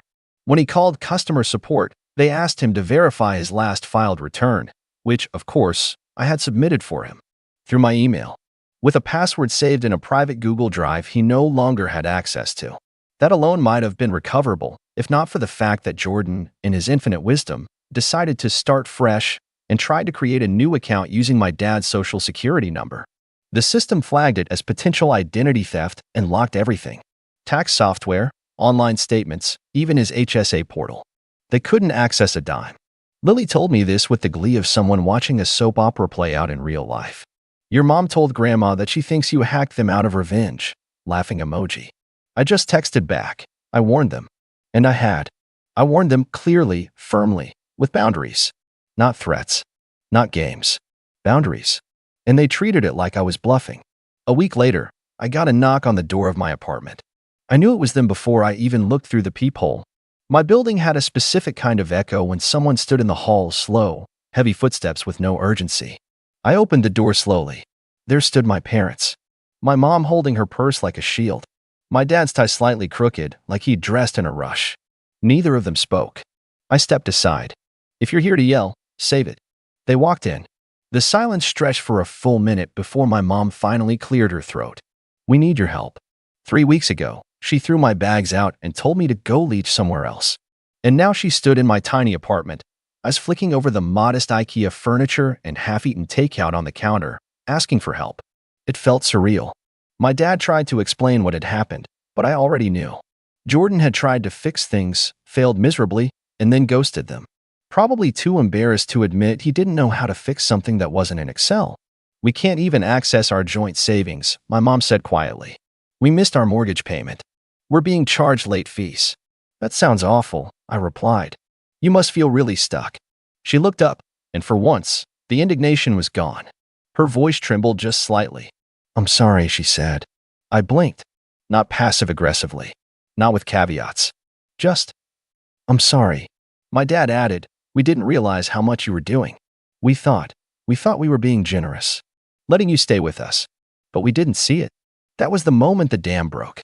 Not for them, for me. All the weight I'd been carrying, all the silent resentment and hurt and shame, it spilled out. Not in yelling, not in tears. Just truth. I told them how it felt to be constantly compared to Jordan, to be treated like a failure even when I was trying so hard just to get by. How their approval always seemed tied to performance, never to effort. And how being kicked out wasn't just humiliating, it made me realize how replaceable I was to them. My mom sat still, absorbing every word like it stung. I didn't know, she whispered. I believe her. Sort of. I think she didn't want to know. There's a difference. They asked me to come back, to help, to get things running again. Said they'd pay me for my time. Said things would be different. But I shook my head. I'll walk you through fixing everything. I'll write up instructions. But I'm not coming back. I have a job. I have a lease. I have peace. They looked surprised, as if this little studio apartment was some kind of rebellion. But for me, it was sanctuary. I grabbed my laptop and sat them down. It took 2 hours to fix everything, resetting access, verifying ID, calling tech support. My mom was silent most of the time. My dad kept muttering, "This is ridiculous," under his breath whenever he had to answer another security question. Once we were done, I closed the laptop and stood up. I'll send over that instruction doc, I said. But after that, I'm done. No more admin access. No more being the silent tech support. You're adults. You'll figure it out. They stood too. My dad nodded, almost respectfully. My mom looked like she wanted to say something more, but didn't. And as they walked out the door, I felt something I hadn't felt in a long time. Freedom. I wish I could say that was the end. That they took my boundaries seriously, that they learned their lesson, and we all moved forward with newfound respect. But families, especially mine, don't change overnight. They don't just flip a switch and suddenly become self-aware or humble. What really happened next? That's where the real story begins. 2 weeks after they left my apartment, I started getting odd notifications. Not from my parents, no, they actually left me alone for a while, which surprised me. It was from people around them. My Aunt Cheryl messaged me on Facebook. "Hey sweetie, heard you moved out on your own. That's so great. Diane said you've been distant lately, just wanted to check in. Everything okay?" Then my cousin Trevor sent me a screenshot of a group chat in which my mom was going off. I think Adam's being manipulated by his new job. He's different, cold, distant. I don't even recognize him anymore. All I did was ask for help, and he acted like I'd betrayed him. And then Jordan. He sent me a long, self-important email. "Hey man, I know there's been tension, but I think you need to take some accountability too. Mom and dad aren't perfect, but they're still our parents. Maybe instead of blaming them, you could just be more understanding. You had a rough patch. We all do. It doesn't mean the world is out to get you. Let's talk soon. Maybe coffee." I deleted it without replying. See, what none of them understood, what still didn't click, was that this wasn't about one fight, or one insult, or one bad day. It was years. Years of being the default helper, the one who was so smart with tech stuff, but never invited to the adult table. Years of watching my accomplishments get minimized while Jordan's every mediocre win was celebrated like he cured cancer. It was the birthday cards with "maybe next year will be better" written in them, while Jordan got expensive watches and family dinners. It was death by 1,000 tiny cuts. But I didn't want revenge. Not the petty, dramatic kind where you ruin someone's credit or hack into their social media. I wanted something far more permanent: distance, dignity, and the satisfaction of building a life without them at the center of it. That opportunity came sooner than expected. About a month after our last interaction, my company announced they were expanding their remote division and opening a satellite office in Toronto. They offered relocation bonuses to a handful of us, and I jumped on it. A fresh start. A new city. Zero family drop-ins. I signed the lease on a small one-bedroom downtown with a skyline view and a corner desk that overlooked the city. It wasn't flashy, but it was mine. Paid for by a job I earned. Not a penny of help from the people who called me a leech. I sent one final email to my parents before I left, not because I owed them anything, but because I wanted to be clear. Subject: Update. Hi Mom and Dad, just wanted to let you know I'll be relocating to Toronto for work. I won't be available to help with anything moving forward, tech issues, account access, or otherwise. I've removed myself from everything and ensured you have full control. I hope this new chapter gives us all some peace. Take care, Adam. No response. Not even a thumbs up. And that might have stung before. But not anymore. Toronto was everything I hoped it would be. I joined a local coding meetup, made friends quickly, and started volunteering at a nonprofit that helped older adults learn digital literacy. Every time I sat down with someone's grandmother to teach her how to set up two-factor authentication, I thought, this is what patience looks like. This is what respect feels like. Meanwhile, back home, the cracks kept spreading. I found out from Lily, my unofficial family reporter, that my mom had started trying to get Jordan to take over some of the tasks I used to do. He said he was too busy. That didn't stop her from trying to guilt him. Adam used to handle all this without complaining, she told him once. He snapped back, then maybe you shouldn't have treated him like garbage. Apparently, their golden boy had limits too. Then came the kicker. My dad made a mistake on their taxes. A big one. He accidentally input their mortgage interest in the wrong section of the form, and it triggered an audit. Not a scary federal investigation, just enough of a red flag that they had to go back and refile and talk to the IRS about several years of discrepancies. They tried calling the tax software company, but surprise, they no longer had access to the recovery email. It was now permanently deactivated. Because I had closed it after cutting ties, they had to hire an accountant. A real one. Who charged $150 an hour and didn't respond to texts at midnight. The real pain wasn't the money, though, it was the control. They'd gotten used to having someone at their fingertips. Someone who would fix things immediately out of guilt or fear or some desperate need for approval. That person no longer existed. I didn't even hear about the audit from them. I found out from, who else? Lily. Your mom's been in a bad mood for days. Dad messed up the taxes. She muttered something like, if the leech was still around, this wouldn't have happened. LOL. That's when it hit me. Even after everything, she still called me the leech. Not in front of me, of course, but behind closed doors, in the safety of people she thought would agree with her. And that should have hurt. It should have reopened the wound. But it didn't. Because by then, I had proof. Proof that her version of me wasn't real. I had a job I loved. Friends who respected me. A landlord who trusted me. A team that relied on me. A name on a lease, a bank account, a digital life that no one else controlled. And in the quiet of my apartment, on a chilly Toronto evening, I sat down at my desk, opened my old Google Drive, and deleted the last shared folder I'd ever created for my parents. It was titled, Banking for Mom and Dad, Do Not Delete. I deleted it with one click. Then I smiled. Because leeches don't build lives. People do. And I finally remembered who I was. I never imagined I'd be writing this, but here we are. This is the story of how my own brother betrayed me in the worst way possible. How he took my kindness for granted, humiliated me, and thought he could get away with it. But he was wrong. Very, very wrong. Let me start from the beginning to my brother, Jake, and I had always had a complicated relationship. We were close as kids, but as we grew older, things changed. He became the golden child in our family, the one who could do no wrong. Our parents showered him with praise, excused his mistakes, and acted like he walked on water. Meanwhile, I was always the one who had to be responsible, who had to sacrifice, who had to understand whenever Jake did something selfish. But despite everything, I still loved him. I still wanted to be a good sibling. And that's why, when he announced he was getting married, I offered to help in a big way. Jake and his fiancée, Emily, had their dream wedding all planned out, but there was one problem: they couldn't afford it. The venue, the catering, the decorations, the dress, the flowers, it was all way out of their budget.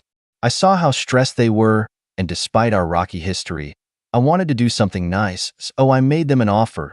I told Jake I would cover the wedding expenses as my gift to them. Not a loan, not a split payment. I would pay for everything. It was a huge amount of money, but I figured, hey, it's my brother. It's a once-in-a-lifetime event. If I could make him happy, why not? Jake was over the moon. Emily cried tears of joy. My parents gushed about how generous I was. It felt good. It felt like, for once, I was truly appreciated.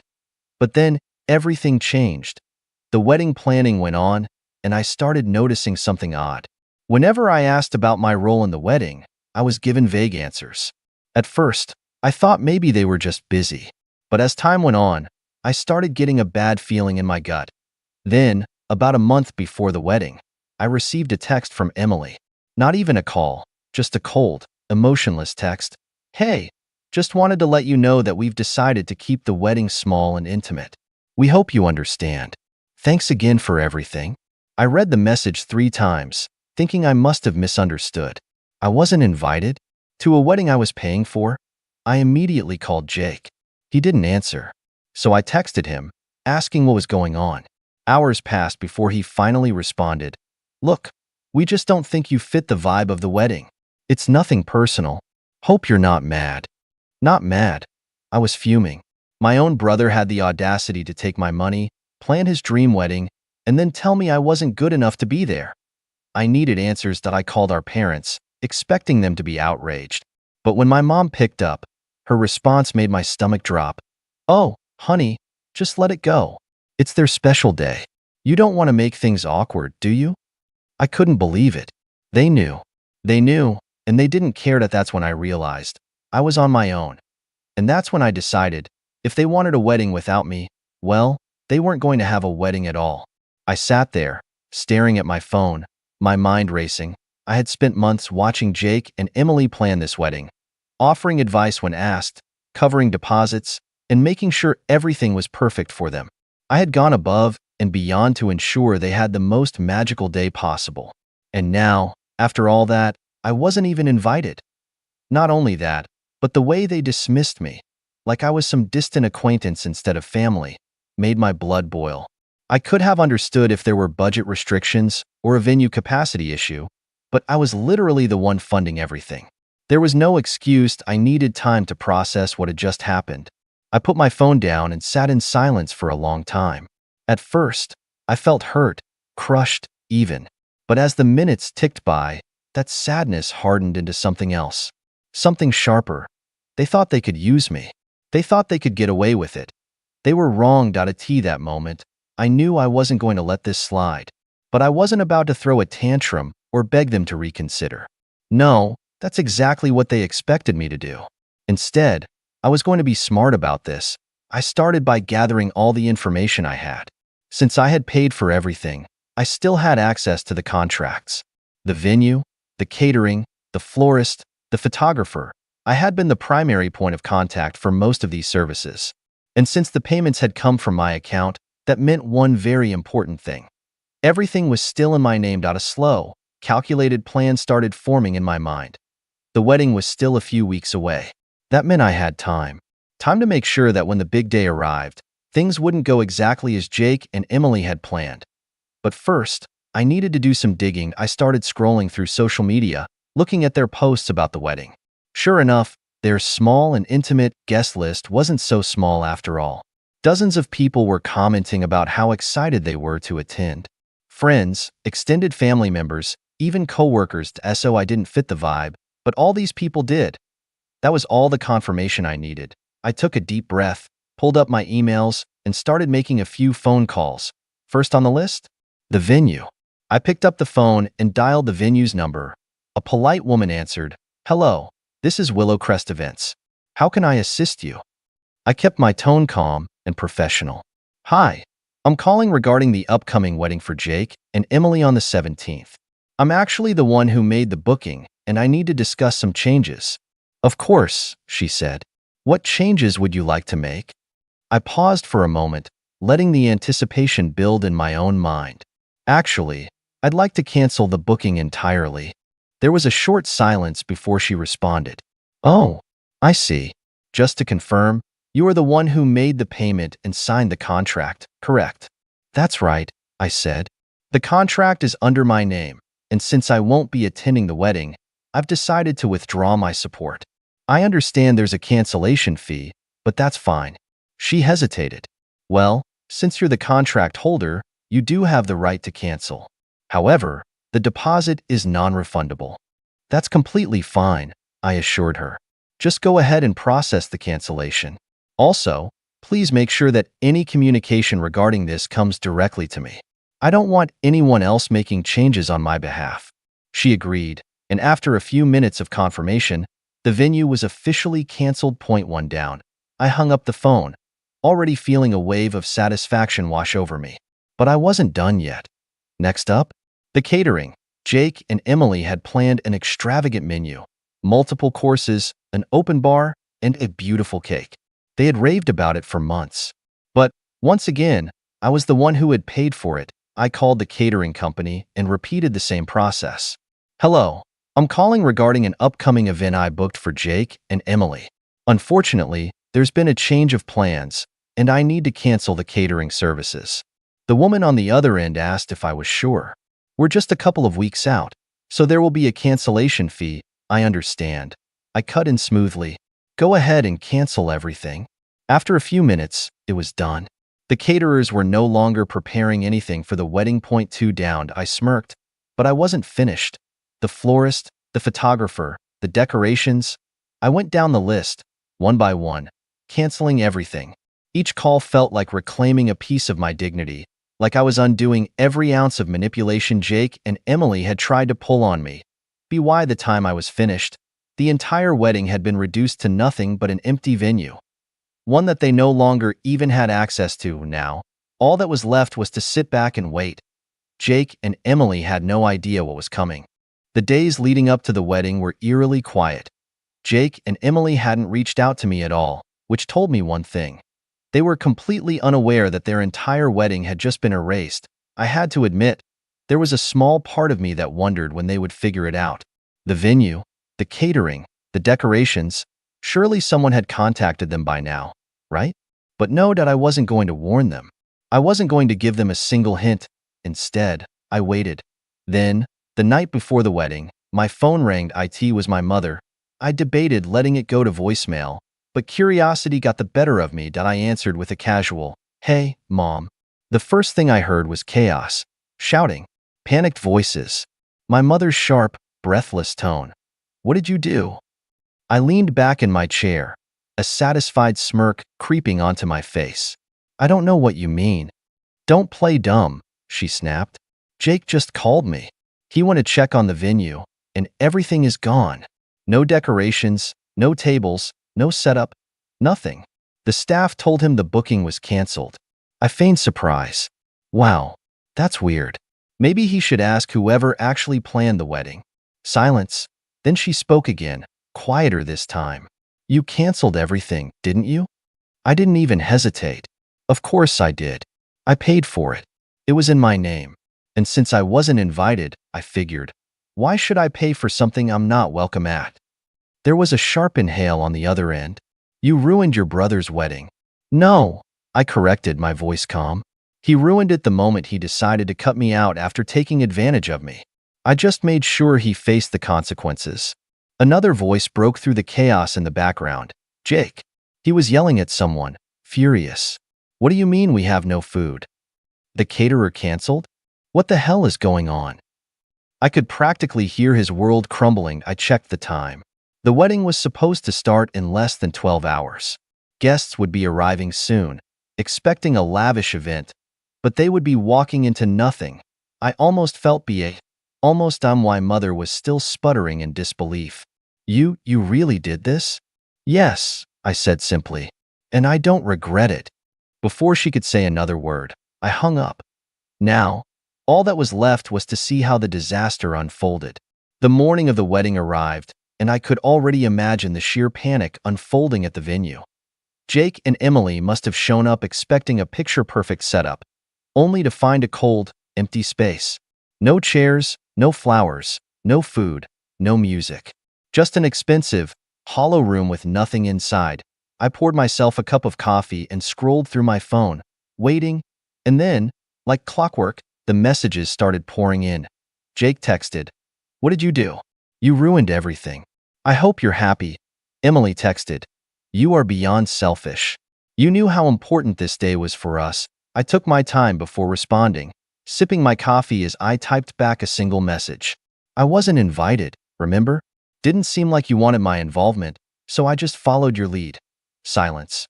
For a while, at least. Then my phone rang. Jake, I let it ring out. It rang again. And again. Finally, after the fourth time, I picked up. "Let me guess," I said dryly.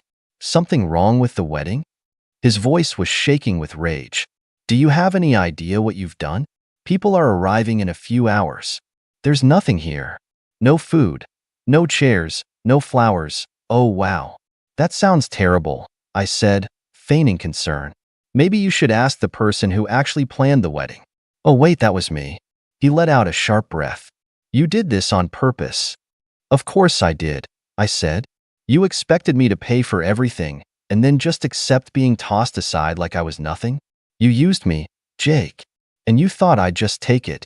I could hear Emily's voice in the background, panicked, speaking to someone else. "Can we get another caterer? Anything?" A second voice answered, "Not at this notice. Everything's booked solid." I could practically hear the blood draining from her face. Jake's voice dropped to a desperate whisper. "Please, we can fix this. If we just get the venue back, maybe we can." I cut him off. The venue was my contract, remember? And they were fully booked for months. So, yeah, that's not happening. He let out a strained breath, and for the first time, there was something in his voice that hadn't been there before. Panicked, I let that silence linger, savoring the moment. Then, just as I was about to hang up, I gave him one final parting shot. "Next time, don't take advantage of people who actually care about you." And then, I hung up. But the story wasn't over yet, because what happened next was even better. I sat back, my fingers still lingering on the phone screen, a feeling of satisfaction spreading through me. For the first time in a long while, I felt like I had control of the situation. Jake and Emily's little world was about to collapse, and I was going to watch it all unfold from the sidelines, knowing I'd played my part. But the real chaos started to hit as the morning wore on. I started receiving messages from friends and family members who had been invited to the wedding. "Aunt Karen, 8:05 a.m. What the hell is going on? I just got to the venue, and it's like a ghost town." "Uncle Ray, 8:12 a.m. Hey, we got here early for the wedding. There's no one here. Did they cancel? What's going on?" The more I read, the more the gravity of the situation hit me. It wasn't just Jake and Emily who were affected. This was spiraling out of their control, and people were starting to talk that I had to admit. Part of me felt a little gleeful, but that feeling quickly shifted as I realized the scale of the disaster. All of their friends, their family, none of them had any idea that this was coming. I began to feel the slightest pang of guilt. These weren't just strangers. These were people I knew, people who had come from out of town, people who had taken time off work to celebrate the wedding. Sure, Jake and Emily had treated me like a doormat, but was this really fair to the rest of the guests? Then again, I couldn't help but remember how they had treated me. How Emily had laughed when I suggested I be part of the planning process. How Jake had made comments about me not fitting the vibe of the wedding.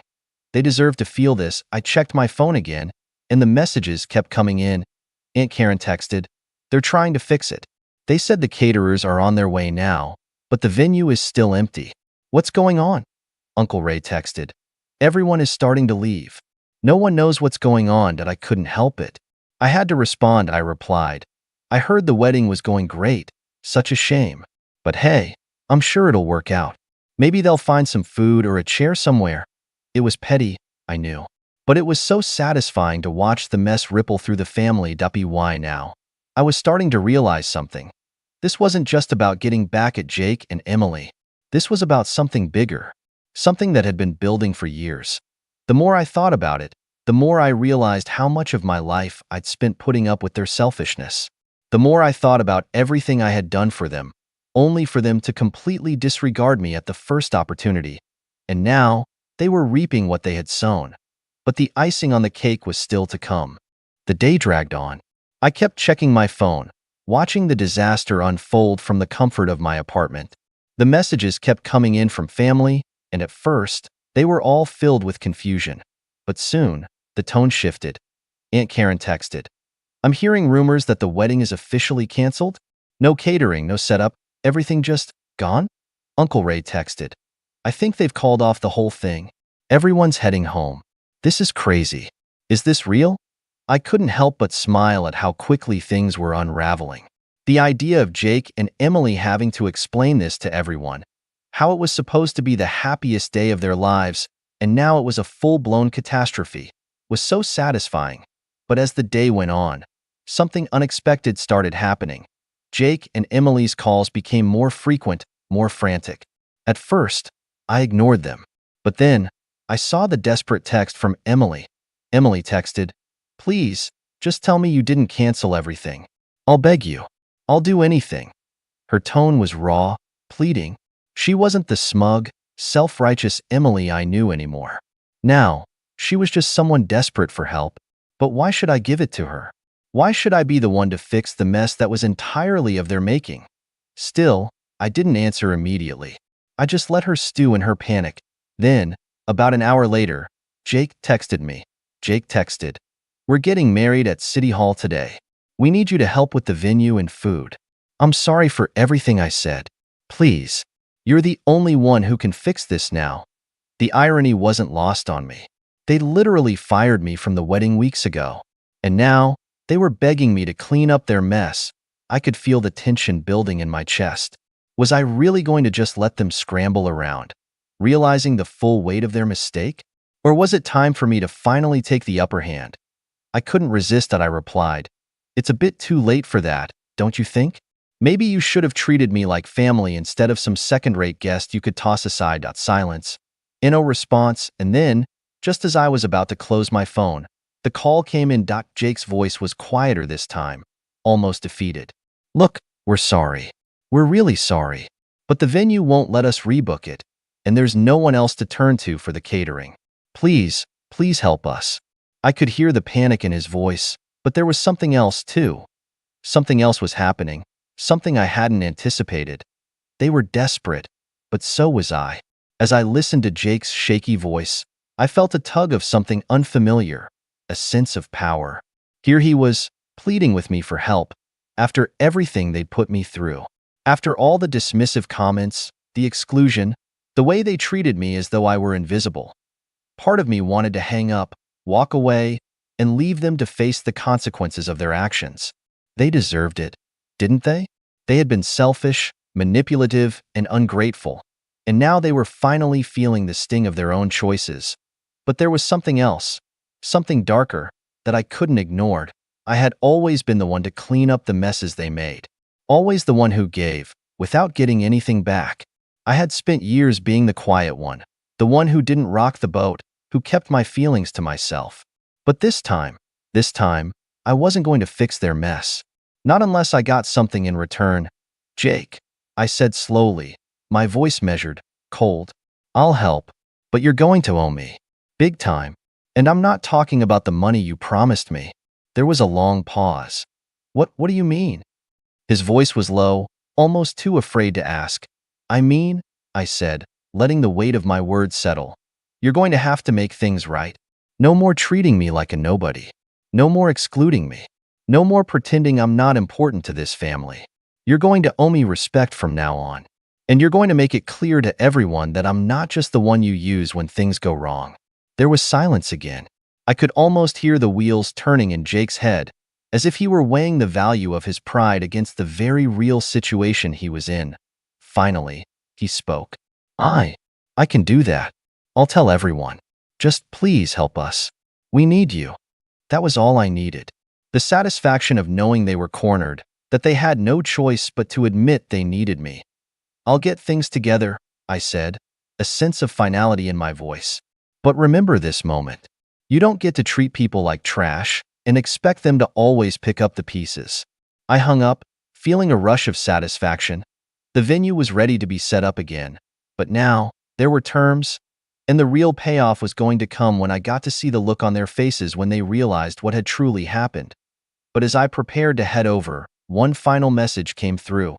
Emily texted, "Please, we'll be forever grateful.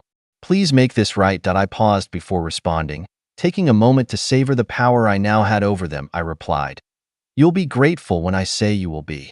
See you at City Hall." With that, I left my apartment, ready to make my way to the wedding. The stage was set, and now it was time for the final act. But there was still one thing I hadn't expected: how this would all end. When I arrived at City Hall, the atmosphere was far from what you'd expect for a wedding. There was a sense of awkwardness hanging in the air, as if everyone knew something wasn't right but couldn't quite put their finger on it. The small crowd gathered in the lobby looked uncomfortable, standing in clusters, whispering among themselves. Jake and Emily were standing by the front desk, looking more like two people who had just been through a war than a couple about to get married. They saw me as soon as I entered, their faces lighting up in a mixture of relief and nervousness. "Thank you for coming," Emily said, her voice shaky. "We really appreciate it." She looked at me, almost pleading, like I was some sort of savior. Jake, ever the prideful one, didn't say much. He just nodded, his eyes avoiding mine, as if he couldn't quite bring himself to admit how badly they had messed up. I walked toward them slowly, taking in the tension that filled the room. There were no flowers, no grand decorations, just a sterile room with a few chairs and a judge standing at the front. It felt more like a courtroom than a wedding venue. I approached the small group of guests who had been invited. They all gave me tentative smiles, but no one was exactly thrilled to be there. Everyone had expected a wedding fit for a celebration, but instead, they were left in an uncomfortable limbo, unsure of what was going on or why everything had been canceled. As I took my seat, I couldn't help but feel a little glee in the pit of my stomach. This was it. Jake and Emily had built their whole day around their carefully crafted image of the perfect wedding, and now it was crumbling in front of them. The ceremony began. The judge went through the usual formalities, but no one was truly paying attention. Emily kept glancing at me, hoping for some sign that everything was going to turn out okay. Jake, on the other hand, seemed to be stewing in his own frustration, no doubt cursing the day he had ever pushed me away. But then, just as the vows were being exchanged, something unexpected happened. The door to the room opened, and a familiar face stepped in, the catering manager from the venue where the original wedding was supposed to take place. Everyone turned to look, and for a brief moment, there was complete silence. Jake's face drained of color. Emily's mouth went dry. "What are you doing here?" Jake asked, his voice cold. The catering manager walked to the front and handed Emily a large envelope. "I think you'll want to see this," he said, his tone flat. Emily tore open the envelope, her hands trembling. As she pulled out the contents, her face shifted from confusion to shock, and then to rage. It was a cancellation notice, a legal document from the venue showing that their booking was, in fact, voided. The contract had been terminated due to unpaid fees, and a substantial fine had been added for the breach. The catering manager spoke up again. "You're lucky I came here to let you know. You should have paid attention to your obligations." It was at that moment, standing in front of a room full of people who had seen it all unravel, that Emily finally broke. I thought we were going to get married today," she whispered, the realization sinking in. Jake's face turned crimson. He stepped toward the catering manager, his anger flaring. "This is your fault. You were supposed to keep everything together." But the manager didn't flinch. "You should have been more responsible. But hey, I guess that's what happens when you treat people like disposable." I watched the scene unfold, feeling every ounce of satisfaction creep in. Jake and Emily had been so sure of themselves, so sure that they could manipulate everything around them without consequence. And now, here they were, with the walls closing in, their perfect day crumbling to dust. But the most satisfying part? They had no one to blame but themselves. As the catering manager walked out, I caught Emily's eyes. There was a moment of quiet between us. She looked defeated, her smile gone, her confidence shattered. For a second, I almost felt sorry for her. But then I remembered everything that had led up to this moment, and oh, they didn't deserve my sympathy. They didn't deserve anything. The judge, sensing the tension, awkwardly cleared his throat and finished the ceremony as quickly as he could. No one clapped when they were declared married. In fact, the guests filed out as soon as the words were spoken, leaving Jake and Emily to face the consequences of their actions. I walked out of the room slowly, my heart pounding. The day had been a roller coaster of emotions, but in the end, I knew I had made the right choice. I had finally taken control of my own life and had made them pay for their disrespect, so I stepped outside. I couldn't help but smile to myself. It had been the perfect revenge. And as for Jake and Emily, they would never forget the lesson they learned that day. My name's Daniel. I'm 27 now, but this story starts when I was about 15. I've always been the kind of person who hates feeling like I owe anyone anything. Maybe that's because growing up, my parents had this unspoken scoreboard in their heads. Every meal, every ride, every favor they did for us wasn't really free. They'd bring it up months or even years later, like a receipt they were waiting for me to pay back. It made me feel like even basic parenting was something I was supposed to earn. And when you're a teenager, that leaves a mark. Money was always complicated in our house. My parents weren't poor. They both had decent jobs, but my younger brother, Ryan, was their golden child. He's 3 years younger than me, and from the moment he was born, everything seemed to orbit around him.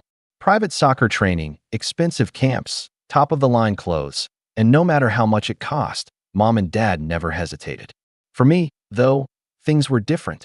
If I wanted something beyond the bare essentials, the answer was either you don't need it, or get a job and buy it yourself. So I did. At 15, while Ryan was out on the weekends playing in tournaments or hanging with friends, I was bussing tables at a local diner. It wasn't glamorous, but it gave me my own money, and more importantly, my independence. That job led to another, then another. By the time I graduated high school, I had savings, not a lot, but enough to help me pay for community college without asking my parents for a single cent. I remember my dad making some offhand comment about me, thinking I'm better than everyone else because I didn't need their help. At the time, I laughed it off. College was where the divide between me and my family got even bigger. While I was juggling 2 part-time jobs and classes, Ryan was finding himself, which apparently meant dropping out of college after a semester and spending the next few years working odd jobs, quitting every time he didn't vibe with the management. My parents always had an excuse ready for him. He's just figuring things out. He's got a lot of potential. You know he's not like you, Daniel. I started noticing a pattern. Anytime I achieved something, it was brushed off as no big deal, but if Ryan did the bare minimum, it was a family celebration. When I was 24, I landed a solid job in tech. It wasn't flashy at first, but I worked hard, learned everything I could, and started climbing the ladder. Within a year, I was making enough to finally think about getting out of my cramped apartment. I didn't tell my parents right away. I knew how they were, but I quietly started looking at houses. Every open house I went to felt surreal, like I was getting closer to something that had always felt impossible for someone like me. The day I closed on my first home, I was shaking from excitement. It wasn't some mansion, but it was mine. I'd worked for every brick, every dollar of that down payment. I invited my parents and Ryan over for dinner as a surprise, thinking maybe they'd be proud. That was my first mistake. The moment they stepped inside, I could see it in my mom's face. She wasn't happy for me. She was calculating. Her eyes swept over the place like she was taking inventory. My dad made a joke about me secretly winning the lottery, and Ryan? He barely said a word, just walked around like he was scoping it out. The only genuine reaction I got was from my aunt, who came along and kept saying how impressed she was. But when we sat down to eat, the comments started. "It's nice," my mom said, "but don't you think it's a bit much? For someone your age?" "Yeah," Ryan chimed in. "You probably could have helped out with other things instead of splurging on this." I remember putting my fork down slowly and asking, "What other things?" And that's when my mom gave me this look, like I was supposed to know exactly what she meant. "Your brother's been talking about going back to school," she said. "But you know how expensive that is." We thought maybe, well, you've got this big house now. You could have chipped in a little to help him get a head start. It hit me like a slap. Not once had they asked if I needed help with my down payment, my furniture, my bills. But now that I had something to show for myself, it was already being mentally allocated to Ryan. I tried to keep my voice steady. I worked for this. I didn't take anything from you. Why should I be expected to pay for Ryan's choices? The air got tense. My dad muttered something about family helping family, and Ryan looked at me like I'd personally betrayed him. I ended that dinner early. As they left, my mom gave me a hug, the kind that's more like a squeeze, and whispered, "Don't be selfish, Daniel. We'll talk about this again." I thought maybe it would just blow over. I was wrong. Over the next few weeks, little comments started creeping into every conversation. My mom would call and say things like, "Ryan's been looking at classes, but we just can't make it work without some help. And it's such a shame when people in the family have the means to help and just don't." My dad kept reminding me of everything they'd done for me growing up, which was laughable considering how little they'd actually supported me financially. The final straw before things exploded came one Sunday afternoon. I got a text from Ryan. "We need to talk. Come by." I figured maybe he wanted to apologize or at least explain. When I showed up, my parents were there too, sitting at the kitchen table with papers spread out, college brochures, tuition breakdowns, a proposal for how much I could reasonably contribute to Ryan's education over the next 4 years. I laughed. I actually laughed out loud because it was so absurd. "You seriously made a payment plan for me? For my brother?" I asked. My mom shot me a sharp look. "This isn't a joke, Daniel. This is his future. If you care about family, you'll do this." And then Ryan, with zero shame, said, "I mean, it's not like you don't have the money. You bought a whole house, man. Why should you get to have all that while I'm stuck here?" Something in me snapped that day. I stood up, told them I wasn't giving a single cent, and walked out. I thought maybe they'd be mad for a while, maybe even stop talking to me for a bit. I didn't think they'd go as far as they did next. Because 2 weeks later, I got a letter in the mail. It was from a lawyer, and when I read it, my hands started shaking all over again. But this time, it wasn't excitement. It was rage. I must have read that letter a dozen times before it sank in. My parents, my own parents, were suing me. The claim was something about willfully depriving a dependent family member of necessary opportunities. The dependent being Ryan, of course. They were framing it like I'd somehow blocked him from getting an education, as if my refusal to fund his second attempt at college was the same as taking money away from him. It was so outrageous I almost thought it had to be some kind of bluff. The letter demanded a settlement, an amount suspiciously close to the total tuition cost they'd shown me at the kitchen table. It also hinted at emotional damages Ryan had suffered because I flaunted my success in his face. I remember sitting there at my dining table, my coffee going cold, and just thinking, this can't be real. Surely they wouldn't actually go through with it. But they did. Within a week, my mom started calling me daily, each time switching between guilt and anger. One day it was, "Daniel, you're tearing this family apart. Is a little generosity really worth losing us over?" The next, it was, "Your brother's devastated. He feels like you want him to fail." She would cry on the phone, sometimes for minutes at a time without saying anything, just to make me feel like I was crushing her. Ryan, meanwhile, was doubling down on the entitlement. He started posting vague jabs on social media. Things like, "Some people only care about themselves, even if it ruins others' lives," accompanied by sad emojis and inspirational quotes about family loyalty. Of course, his friends and our extended family, most of whom didn't know the full story, would comment things like, "That's so messed up," and "I'm so sorry you're going through this." It was like he was setting up a little pity stage for himself and milking it for all it was worth. I started noticing the subtle ways my parents were twisting the narrative to relatives. At a cousin's birthday party, my aunt pulled me aside and said, "I just wish you and Ryan could work this out. He's been so down since you bought that house." I asked her what she meant, and she said, "Well, your parents told us you refused to help him after making all this money." No mention of how I'd been on my own since I was a teenager, or how Ryan had blown multiple chances already. Just the edited, family-friendly version that made me look cold and selfish. It got to the point where I started dreading family events. At my grandmother's Sunday lunch, I overheard my dad telling a neighbor that Daniel's gotten too big for his boots and forgot where he came from. I tried to let it roll off my back, but it was harder than I thought. I wasn't just being painted as the villain, I was being erased. Years of struggle, every sacrifice I'd made, every hour of overtime, none of it counted. The only thing that mattered to them was that I wasn't bending to their will. One night, Ryan actually showed up at my house unannounced. He didn't even knock, just stood outside ringing the doorbell until I opened it.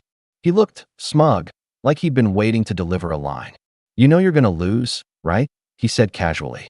"Mom and Dad have the lawyer, and the family's on their side. It'll be easier if you just pay up now and save yourself the embarrassment." I couldn't believe the arrogance.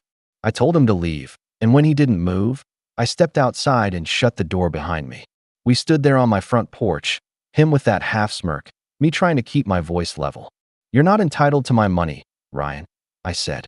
"You've had chance after chance, and you've thrown them away. This is on you, not me."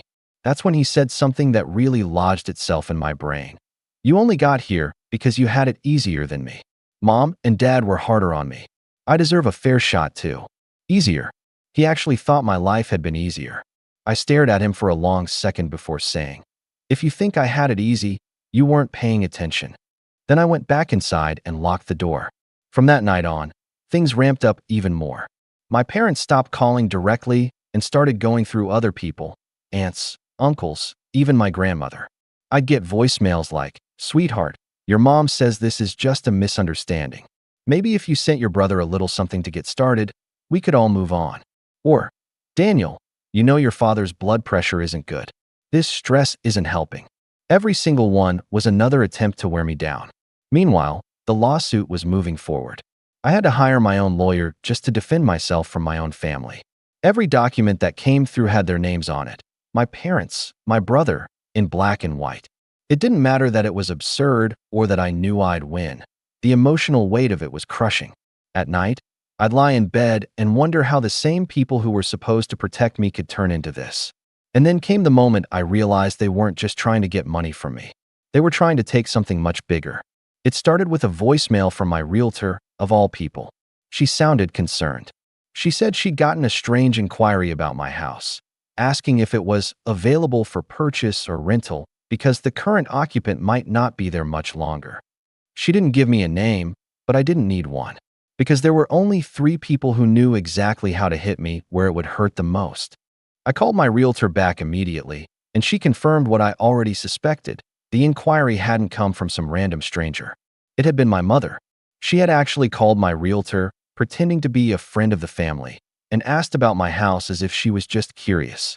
But my realtor, sensing something odd, pressed her a bit and found out that my mom had hinted I might not be able to keep the property much longer, and that it would be a shame if it went to waste when another family member could use it. My chest tightened. Another family member? There was no mistaking who she meant. They weren't just trying to get money out of me. They were setting the stage to take my house. I sat there at my kitchen table, phone in hand, staring out the window for what felt like hours. This wasn't just about favoritism anymore. This wasn't just Ryan being entitled or my parents guilt-tripping me.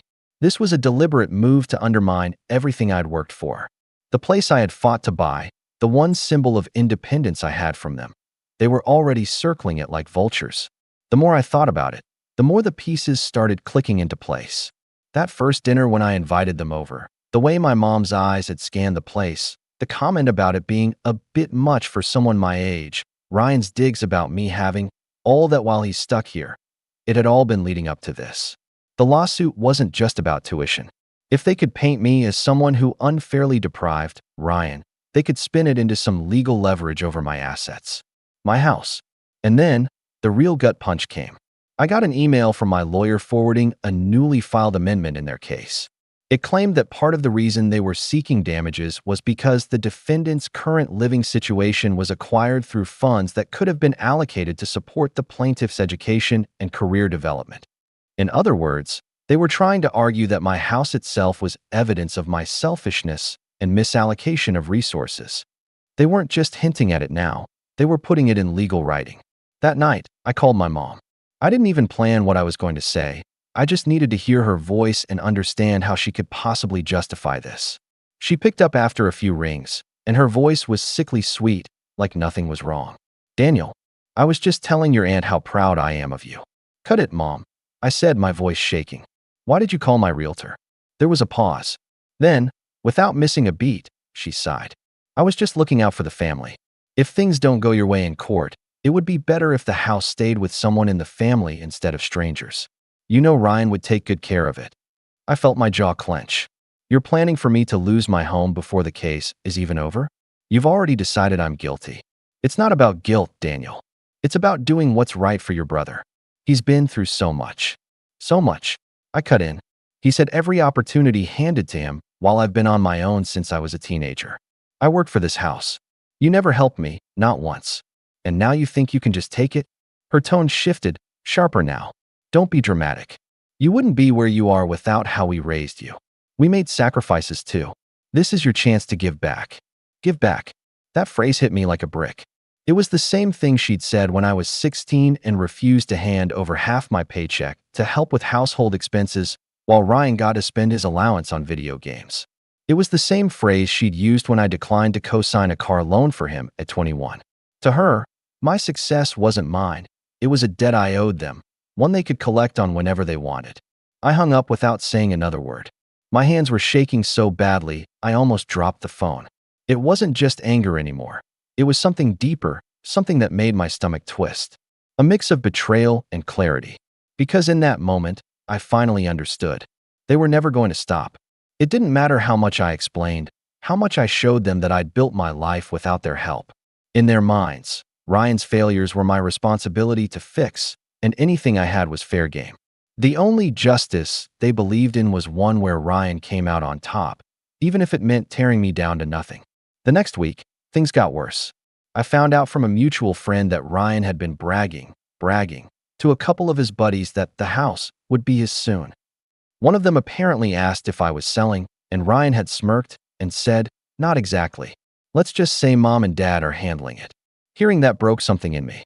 I'd spent years swallowing little jabs, letting them chip away at my achievements because I didn't want to cause waves. But now they were trying to strip me of the one thing that symbolized all those years of grinding, all those nights I'd gone without so I could save for a future no one else believed in. And that's when I made a decision. If they wanted a war, they were going to get one. But I wasn't going to fight it their way. I was going to make sure that when I pushed back, they'd regret ever thinking they could take what was mine. The weeks that followed felt like walking through quicksand. Every day, there was another blow, another reminder that my own family had positioned themselves as my enemies. My lawyer was doing what he could, but every new filing from their side felt like a punch to the gut. The language was so cold, so calculated. It was like they'd erased me as a son and rewritten me as some faceless opponent they needed to beat in court. I stopped sleeping properly. Some nights I'd stare at the ceiling for hours, my mind running in loops. What if they somehow won? What if they took the house? Where would I go? What would I have left? My home had always been my sanctuary, the first place I could close the door and know no one could barge in and tell me what to do. Now, even sitting in my living room felt tense, like the walls weren't mine anymore. My work started to suffer too. I'd catch myself zoning out in meetings, missing deadlines because I was buried in legal paperwork. My boss noticed, and while he was sympathetic when I told him it was a family legal matter, I could tell his patience wouldn't last forever. I'd worked so hard to build a reputation as reliable, as someone who could handle anything thrown at me, and now I was watching it crack. The worst part was the isolation. My parents had done such a good job of controlling the story that most of my extended family thought I was being cruel. Invitations to birthdays, dinners, and even casual get-togethers started to slip through the cracks. I'd see photos posted online, big smiling group shots with captions like "Family First," and there'd be Ryan, grinning in the middle, my parents on either side. I wasn't even mentioned anymore. One night, I opened my fridge and realized I hadn't done a proper grocery run in weeks.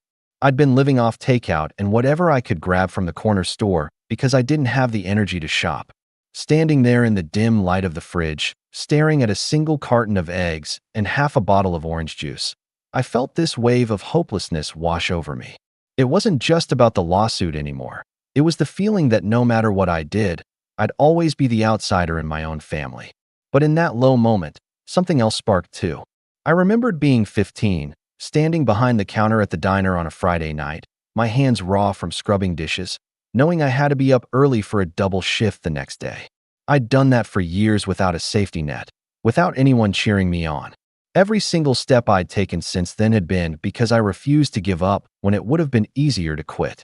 And that's when I decided I wasn't going to let them take everything from me. I stopped answering their calls. I told my lawyer to handle all communication, no matter how trivial, so I wouldn't have to hear their voices or read their manipulative messages. I started quietly going through my finances, making sure every asset I had was locked down, every account secured. I pulled my credit report to check for anything suspicious. I even installed a security system on my house, just in case Ryan decided to drop by again. In public, I played it calm. If anyone asked how I was doing, I'd just say, handling it, and change the subject. But privately, I was building something. A plan. Because I realized that if I fought them head on, they'd just keep trying to twist the story until I looked like the aggressor. No, I needed to be smarter. I needed to let them dig their own hole, and then make sure they couldn't climb out of it. The first step was gathering proof, not just for court, but for me. Proof of every manipulative call, every backhanded comment, every time they tried to undermine me. If I was going to fight back, I wanted it all in black and white. Still, I kept my head down. Outwardly, it looked like they'd beaten me down into silence. And maybe that's what they believed, which was exactly what I wanted them to think. Because when you're at rock bottom, no one sees you coming back. And I was going to make sure my return hit them harder than they ever expected. It's strange how once you stop feeding someone's drama, they start thinking you've disappeared. My parents and Ryan seemed to take my silence as proof that they were winning. In reality, it gave me the space I needed to rebuild, not just my defenses, but my life. The first change came at work. My boss called me into his office one afternoon, and I braced myself for bad news. Instead, he closed the door and said, "Look, I don't know what's going on in your personal life, but I know you're good at what you do. If you can focus, I'm willing to put you on a project that could lead to a promotion." It was like someone had cracked a window in a stuffy room, a rush of fresh air. I threw myself into that project. Long hours, meticulous planning, going the extra mile. I wasn't just trying to prove myself to my boss. I was reminding myself what I was capable of. And it worked. The project was a success, and a few weeks later, I was offered the promotion. Along with it came a significant pay bump, enough that my financial cushion grew thicker, my savings healthier. It didn't erase the stress of the lawsuit, but it made me feel secure again. Meanwhile, my lawyer was quietly picking apart their case. He'd managed to get records of Ryan's past employment history, his previous failed college attempts, even messages where my parents admitted they'd spoiled him too much. Each piece was another thread in the fabric of their hypocrisy. I didn't gloat. Not yet. I just filed it all away, letting it pile up. Outside of work, I started focusing on myself again. I rejoined the gym I'd quit months ago, partly to clear my head and partly to remind myself that my body didn't have to carry the weight of all this stress. I started cooking real meals again. Nothing fancy, but there was something therapeutic about chopping vegetables and actually sitting down to eat. I also began reconnecting with people I'd drifted from. Not the family members who'd bought into my parents' version of events. I left them to their group photos and fake smiles. But old friends, co-workers I trusted, people who knew me without the filter of my family's gossip. Little by little, I rebuilt a circle around me that wasn't poisoned by their manipulation. And then, something unexpected happened. I was invited to speak at a local networking event for young professionals.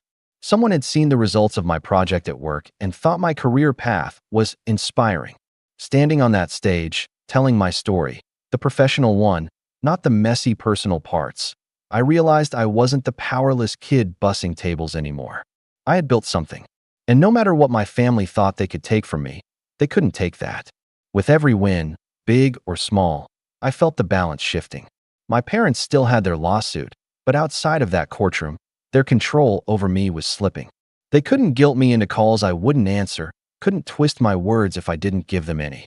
They had to go through lawyers for everything now, which meant no more surprise ambushes at my front door or accidental run-ins at family gatherings. The best part? While they were busy burning bridges with me, they were also wearing down their own credibility. A mutual acquaintance let slip that some relatives were starting to question why my parents were dragging me through court instead of helping Ryan get his life together. Apparently, Ryan had been bragging so openly about getting the house that even people on their side were starting to see how bad it looked. That was when I knew I wasn't just surviving anymore. I was gaining ground.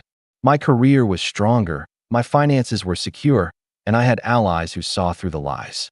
I was in a position now where I didn't have to react to their moves. I could plan my own. And as much as I wanted to strike back right away, I forced myself to wait.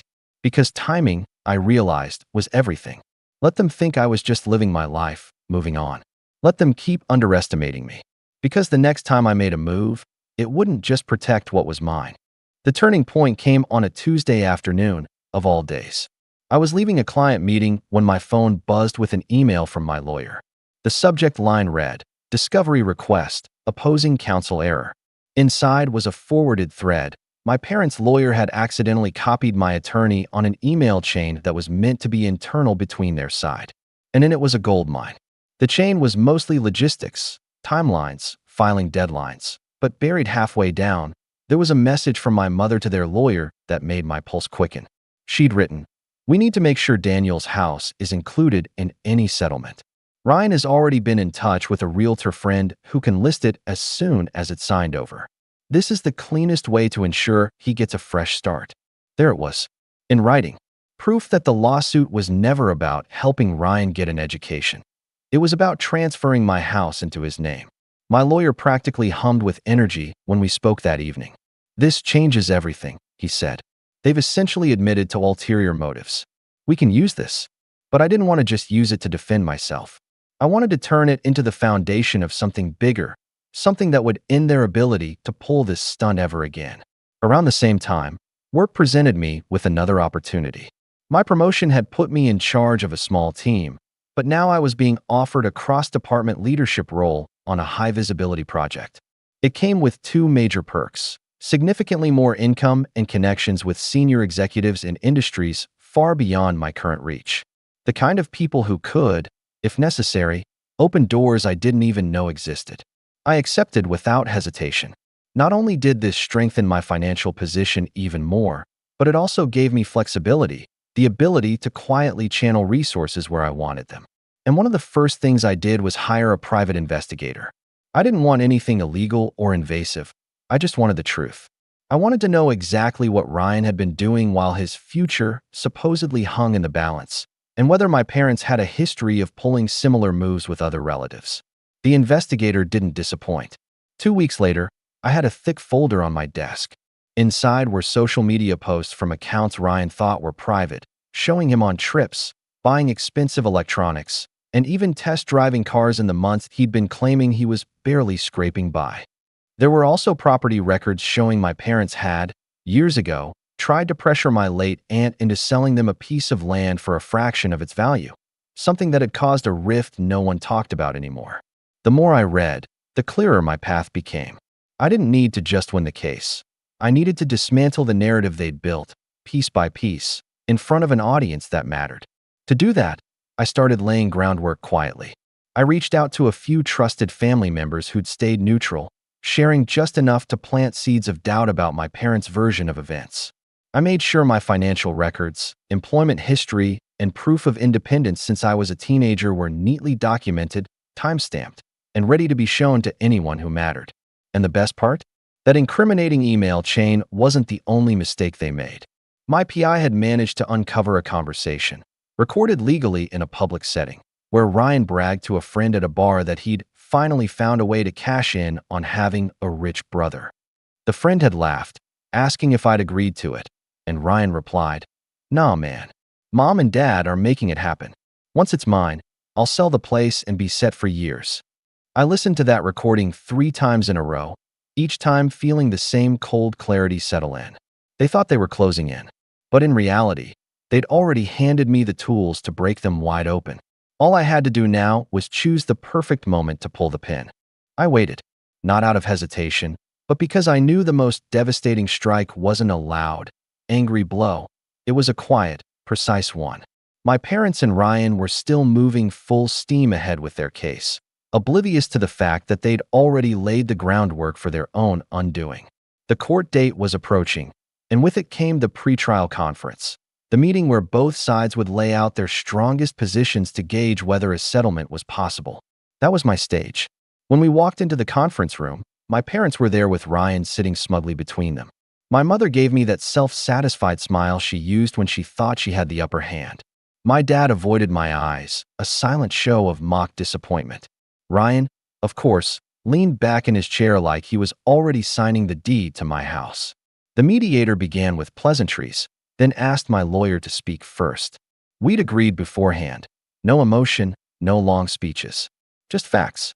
My lawyer slid a thin binder across the table to their side. This, he said, is the complete documentation of my client's financial independence since age 15, employment records, tax returns, proof of tuition payments, and property purchase receipts. You'll note not a single cent came from his parents at any point. Ryan snorted quietly, but my lawyer didn't pause. He flipped the binder open to a flagged page. And here, he said evenly, is an email from the plaintiffs, in their own words, confirming that this lawsuit's primary goal is to obtain the defendant's home for transfer to another party. My mother's face drained of color so fast, it was almost comical. My dad's lips pressed into a thin line. Ryan sat forward, trying to read the page, his confidence wobbling. And lastly, my lawyer said, pressing a button on his laptop, a short audio clip. Ryan's voice filled the room. Nah, man. Mom and Dad are making it happen. Once it's mine, I'll sell the place and be set for years. Silence. You could hear the ticking of the wall clock. My lawyer let it hang for a good 5 seconds before saying, given these facts, we believe the court will not only dismiss the case, but will find grounds for filing a countersuit for damages, including legal fees and reputational harm. The mediator cleared his throat and looked at their lawyer. Do you wish to respond? Their lawyer's face was tight, his jaw working like he was chewing on nails. He leaned toward my parents, whispering urgently. My mother shook her head rapidly, eyes darting to me with something that looked almost like fear. Ryan muttered something under his breath that made my dad glare at him. Finally, their lawyer straightened up. We'll need a moment to discuss this privately. They left the room. I sat there, my hands folded, not saying a word. Inside, I felt that strange, satisfying calm that comes when you know the fight is already over. 10 minutes later, they came back in, their expressions carefully blank. We're willing to withdraw the lawsuit, their lawyer said stiffly, with each party covering their own legal fees. My lawyer didn't even look at me before replying. That's unacceptable. We have clear evidence of malicious intent and will proceed with our countersuit unless we receive a written apology, a public retraction of all prior statements made against my client, and full reimbursement of his legal costs. Ryan's head snapped toward my parents. We're not. Yes, we are. My mother cut in, her voice tight. And that was it. In that room, they caved. I didn't raise my voice, didn't gloat, didn't even look at Ryan as he sat there fuming. I let the paperwork speak for me. By the end of the week, I had the apology letter in my inbox, a clumsy attempt at sounding sincere, and the reimbursement check cleared shortly after. But that wasn't the true revenge. The real blow landed when I sent copies of the apology and the incriminating evidence to the handful of relatives who had iced me out over the past year. No explanation, just the documents. Within days, the phone calls started coming, not from my parents, but from those same relatives, awkwardly checking in, clearly realizing they'd bet on the wrong horse. I didn't answer most of them, because the point of revenge, I realized, wasn't to win them back. It was to make sure they understood that I didn't need them, and that trying to take me down only made me stronger. The fallout was fast, and it was ugly, though, for once, none of it was mine to deal with. Word of what had happened spread through the family faster than I expected. My aunt, the one who'd been so impressed with my house the day they first saw it, called me, half angry, half stunned. They tried to take your home? From their own son? She wasn't the only one. Cousins, uncles, even my grandmother, people who'd stayed silent before were suddenly talking. The family group chat that I'd been quietly removed from months ago turned into a battlefield. Screenshots of the apology letter started popping up, and every time someone tried to defend my parents, another relative would drop a quote from the email or that recording of Ryan bragging. For the first time in my life, the golden image my parents had built for themselves cracked in public. They stopped showing up to family gatherings, not because they weren't invited, but because they couldn't stand the questions. My mother, who had once relished being the center of attention, started avoiding calls from her own siblings. My dad became quieter, grayer somehow, no longer the booming, self-assured man who used to laugh at my independence. And Ryan? He took it the hardest. His so-called friends, the ones he'd bragged to about cashing in, started distancing themselves. Without the house, without the settlement, he had nothing to show for the months he'd spent circling me like a shark. I heard through the grapevine that he'd moved out of my parents' house for a bit, then quietly returned when rent and bills proved too much. The smugness I'd seen in his eyes at that pre-trial conference was gone. Now, when our paths occasionally crossed, usually at some unavoidable family obligation, he barely made eye contact. The check they sent me covered every cent of my legal fees, but it was the apology letter that I kept, tucked away in a drawer. Not because I needed the validation, I didn't, but because it was proof. Proof that, no matter how much they tried to rewrite history, there was a moment where they had to admit they were wrong. I didn't seek reconciliation. I didn't move past it for the sake of family harmony. Instead, I built further on the life I'd been creating. Work kept growing, my circle of trusted friends stayed tight, and my home remained exactly where it belonged, mine. Sometimes, when I'm sitting on my porch in the quiet of the evening, I think about that first dinner when I invited them over, back when I thought they might be proud. I think about how quickly the masks came off when they saw what I'd built without them. And I realized that the real victory wasn't just keeping my house or winning the case. It was proving, beyond any doubt, that I never needed them to succeed, and that no matter what they tried, they could never take that away. And that's when I lean back, smile to myself, and think, this home will never have their name on it. My name's Adrian. I'm 29 now, but this all started when I was 23. Back then, I was the kind of guy people politely described as still figuring things out. I wasn't broke exactly. I worked as a junior architect at a small firm, but I wasn't driving fancy cars or posting vacation photos from exotic islands like my older brother, Lucas. He was Mom's pride and joy. Everything he did was golden in her eyes, while everything I did was a nice start, but maybe you should aim higher. She had a way of saying it that sounded like advice, but felt like a cut. I grew up knowing she believed Lucas was destined for great things, while I was destined to watch from the sidelines. When I met Claire, my fiancée, it felt like my luck was finally turning. She was warm, funny, and grounded. She didn't care that I didn't have the flashiest life. She liked that I was passionate about my work and that I wasn't obsessed with showing off. We were engaged after a year, planning a small, elegant wedding that reflected us perfectly. Mom was polite about it, but I could tell she wasn't thrilled. She made comments like, "You're sure you can provide for her?" Or, "It's a big responsibility, Adrian. Women have needs." At first, I brushed it off. She'd always been like that. The first real crack appeared at a family dinner. We were all seated around my parents' long mahogany table, Lucas across from me, Mom at the head like some kind of queen. Between bites of roasted chicken, she casually said, "Claire, you'd look stunning in a place like Lucas's penthouse. You've been there, haven't you?" Claire smiled politely and said no. Mom didn't miss a beat. "You should. The view of the city is incredible. I keep telling Lucas he should settle down. Someone like you could inspire him to." I laughed it off at the time, thinking it was just Mom being her usual tone-deaf self. But Claire's hand under the table was tense, her fingers stiff in mine. That night, she asked me if my mom didn't like her. I told her it wasn't her. Mom just had a lifelong habit of comparing me to Lucas. What I didn't realize was that this wasn't just harmless dinner conversation. Mom was planting seeds. Over the next few months, little things started changing. Claire would come back from errands and mention she'd run into Lucas, who just happened to be in the same part of town. Or she'd get texts from Mom inviting her to help plan a surprise for me, which I thought was sweet, until I noticed those plans never materialized. When I'd ask about them, Claire would get vague, saying it was just small talk. I wanted to believe her. Then came the night I'll never forget. I'd worked late on a project and swung by my parents' house to drop off some old family photos Mom had been asking for. As I walked up the driveway, I noticed Lucas's car parked out front. Inside, laughter spilled from the living room. I peeked in through the side window, just instinct, not suspicion, and froze. Mom, Lucas, and Claire were sitting together, glasses of wine in hand, deep in conversation.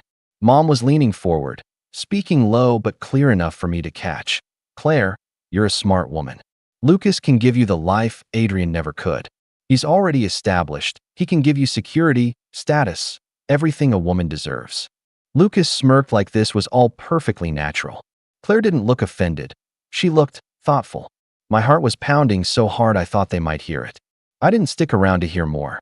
I left without knocking, drove home, and sat in the dark for hours, replaying her words in my head. Every instinct told me to confront them right away, but another part of me, the quieter, colder part, told me to wait, to watch, to see just how deep this went. Over the next 2 weeks, I noticed Claire pulling away. She was too tired for date nights, too busy for wedding planning. Then one evening, she sat me down at my own kitchen table, hands folded neatly in front of her like she was in a meeting. "Adrian, I think we rushed into this," she began, not meeting my eyes. My chest tightened. She talked about how she needed stability, how she wasn't sure we were aligned for the future. I knew exactly whose words those were. They had Mom's fingerprints all over them. But the final blow came when she said, "Lucas understands what I need." I didn't ask if she meant emotionally or financially. I didn't need to. She packed her things within the week. There was no dramatic fight, no begging her to stay. I just let her go. But as she walked out my door, suitcase in hand, she gave me this look, half guilty, half triumphant, and I knew Mom had gotten exactly what she wanted. I cut off all contact after that. No calls, no texts, no holiday visits. I left my job, moved to a different city, and built my life from the ground up with a kind of single-minded focus I'd never had before. I didn't tell them where I went. As far as they knew, I'd vanished. And in a way, I had. But the thing about disappearing is you get to choose when to come back. And years later, I did. It happened on a glittering Friday night, under the warm glow of chandeliers at a lavish charity gala. I was no longer the still figuring it out younger son. I was the man running the show, the host of the event itself. And when I saw Mom, Lucas, and Claire walk through those grand doors, their arms linked like a family portrait, I smiled. Because the moment they saw who I was, and more importantly, who was standing beside me, their smiles vanished in an instant. And that's when they saw my wife. The moment our eyes met across the ballroom, it was like time froze, except for the sharp, invisible crackle in the air between us.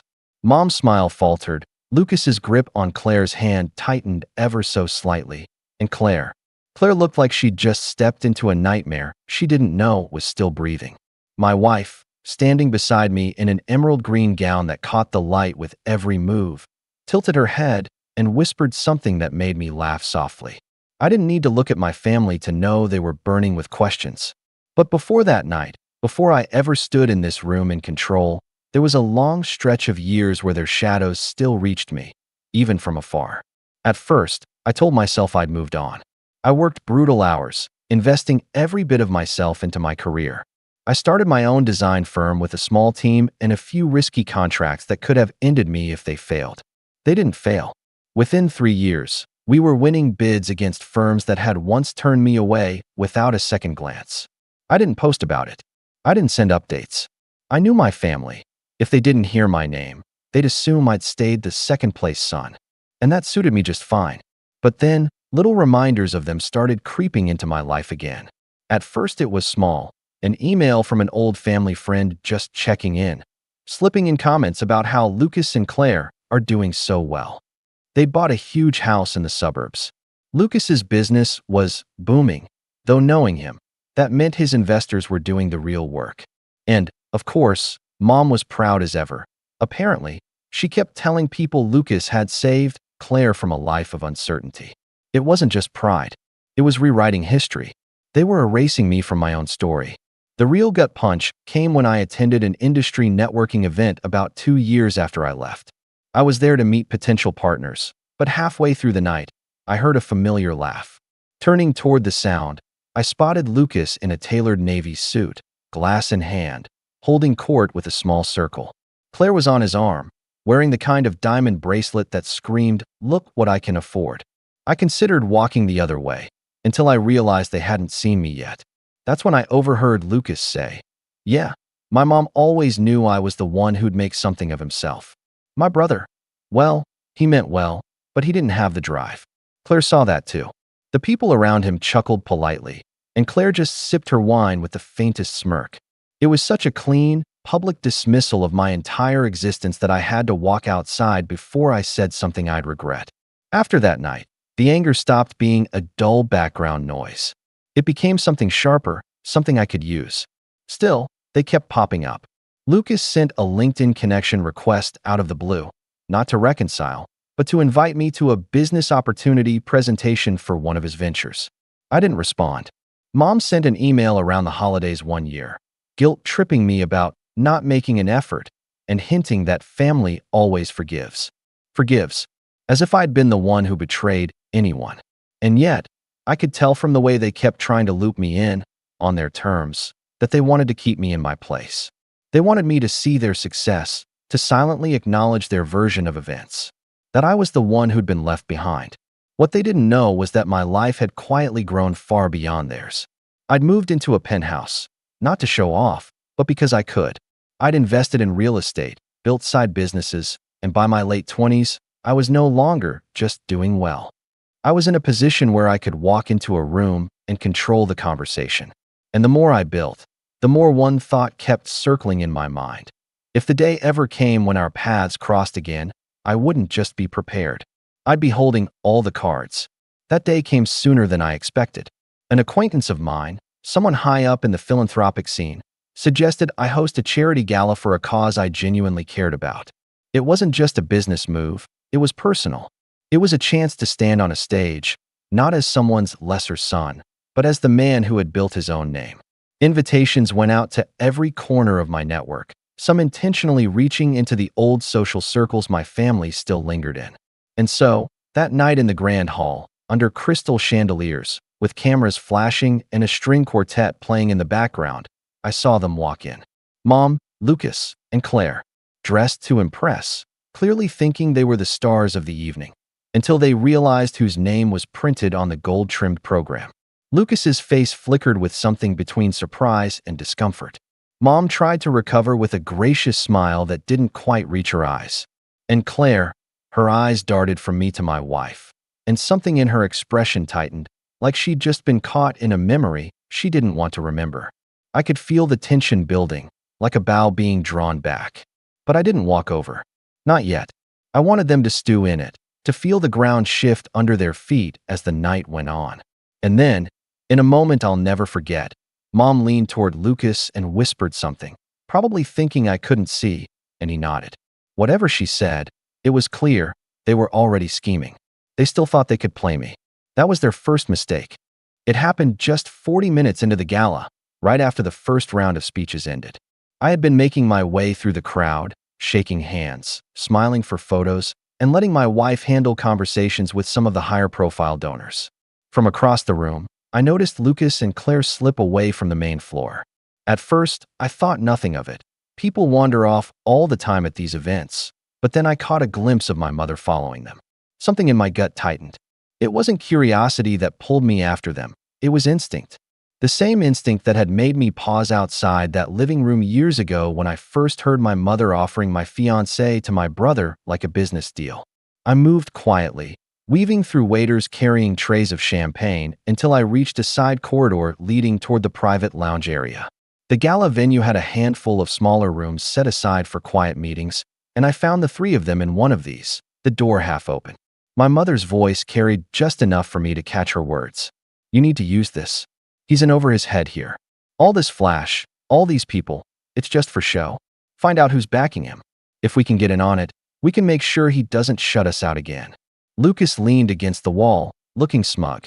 I doubt he's got the capital for something like this on his own. Probably some investor propping him up. We figure out who. Maybe we offer them a better deal. Then Claire's voice, calm, measured, as if she were discussing nothing more serious than a dinner menu, cut in. Or, she said, I could just talk to him. He used to trust me. He'd tell me things if I approached it the right way. He's still a man, Lucas. You know how to use that. I didn't move. I just stood there, absorbing each word like a slow drip of poison. They weren't just here to crash my event. They were actively plotting to undermine me, to pry into my business, to take something they assumed I hadn't earned. And Claire, she wasn't just my ex. She was the woman who had once promised to marry me, now casually offering to manipulate me like a mark.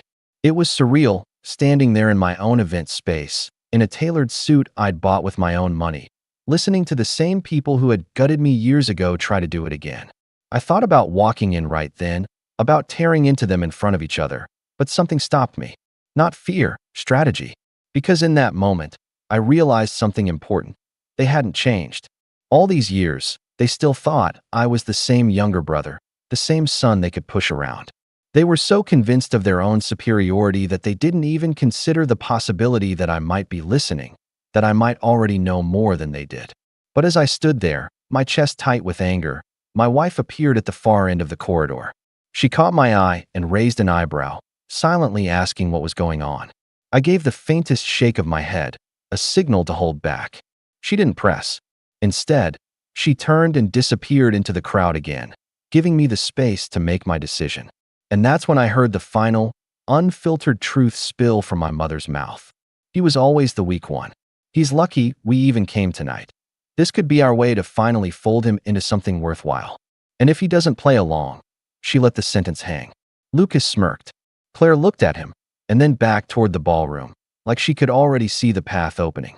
That was it. The last shred of lingering family loyalty I'd been holding on to snapped clean in two. Whatever hope there had been for reconciliation, for some kind of civil coexistence, was gone. They had made it perfectly clear they weren't here for me. They were here for what they thought they could take from me. I stepped back from the doorway, my decision already forming in my mind. If they wanted a game, I'd give them one. But it wouldn't be the one they thought they were playing. And for the first time in years, I felt that same cold, quiet resolve I'd felt the night Claire walked out of my apartment. Only this time, I wasn't going to disappear. This time they were. I didn't confront them that night. Not yet.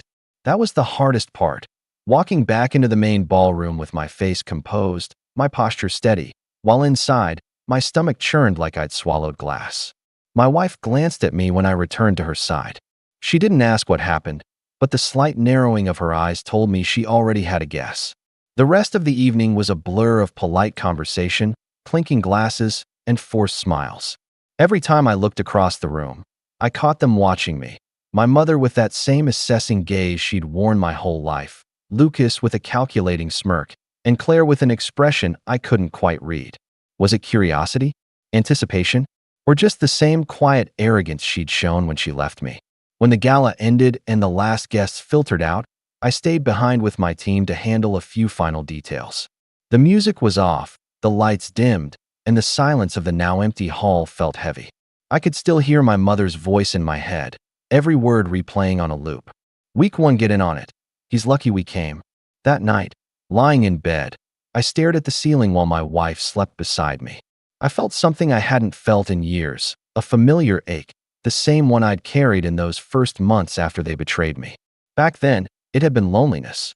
This time, it was something sharper.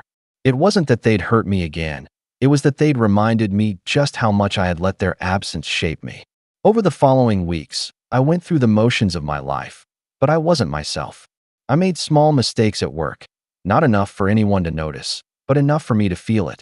I found myself replaying every past slight, every moment when I had stood in their shadow, every time I'd swallowed my pride instead of speaking. It was like reopening an old wound that had never fully healed. I started avoiding social events where they might appear. Declined invitations from mutual acquaintances. My wife noticed and asked if I was feeling burned out. I told her I was just tired from work, but that wasn't the truth. The truth was, I felt that same urge I'd felt years ago, the one to vanish, to put a wall between myself and anything connected to them. But here's the thing, I didn't. Because somewhere in that fog of frustration and exhaustion, I realized I had two options. I could let them push me back into the shadows like they'd done before. Or I could turn this boiling, unspent anger into something else, something useful. So I started paying attention again, watching, listening. Whenever someone mentioned Lucas's business, I asked casual questions, just enough to learn that things weren't as rock solid as he liked to pretend. Rumors of missed deadlines. Investors pulling out. Claire, I heard, was keeping up appearances, but a few people hinted she wasn't exactly happy playing the perfect wife role. I didn't make any moves yet. Not outwardly. But in my mind, pieces were shifting into place. I started to imagine what it would look like to not just defend myself this time, but to hit back, publicly, unmistakably, and in a way they couldn't twist. Still, the ache lingered. I'd come so far, and yet, seeing them again had reminded me just how much I'd built my success in reaction to them. It wasn't enough to just keep building my life anymore. No, I needed to make sure they knew exactly who I'd become without them, and what crossing me would cost. And as I began quietly laying the groundwork, I realized something chilling. They were still trying to play their game. Every so often, a mutual friend would pass along a message from my mother, asking if we could meet for coffee. Lucas sent a text, just one, saying we should talk about opportunities. Claire didn't reach out directly, but I heard through the grapevine that she had been asking about my wife. They thought they were circling me, but I was already building the trap. I decided the first step wasn't confrontation, it was elevation. If they thought they could still reach me, still get close enough to play their games, I'd rise so far above their reach that they'd have to crane their necks just to see where I was standing. The months after the gala were a blur of calculated momentum. I threw myself into my firm with a precision that bordered on obsession. Every pitch we made was sharper, every proposal backed by research so airtight it was impossible to refuse. I expanded into markets I'd been cautious about before, high-end commercial spaces, luxury residential projects for clients with deep pockets and long memories. These weren't just jobs, they were statements. And the statements were heard. Within 8 months, my company was not just profitable, it was thriving. We landed a project that put my name in industry publications, the kind of coverage that sticks in people's minds. My face was on the cover of one magazine, smiling in front of a model of a high-profile development. It wasn't vanity, it was visibility. The more my name appeared, the more I noticed a shift in the way people treated me. Doors that had been closed years ago now opened with invitations. Meanwhile, I didn't just focus on architecture. I diversified. Real estate investments, partnerships in hospitality, even a small stake in a tech startup run by a friend from my early career days. Every move was deliberate. Every step made it harder for them to believe the week one narrative they'd been feeding people. And as my professional life soared, so did my personal one. My wife and I traveled. Paris, Santorini, Kyoto.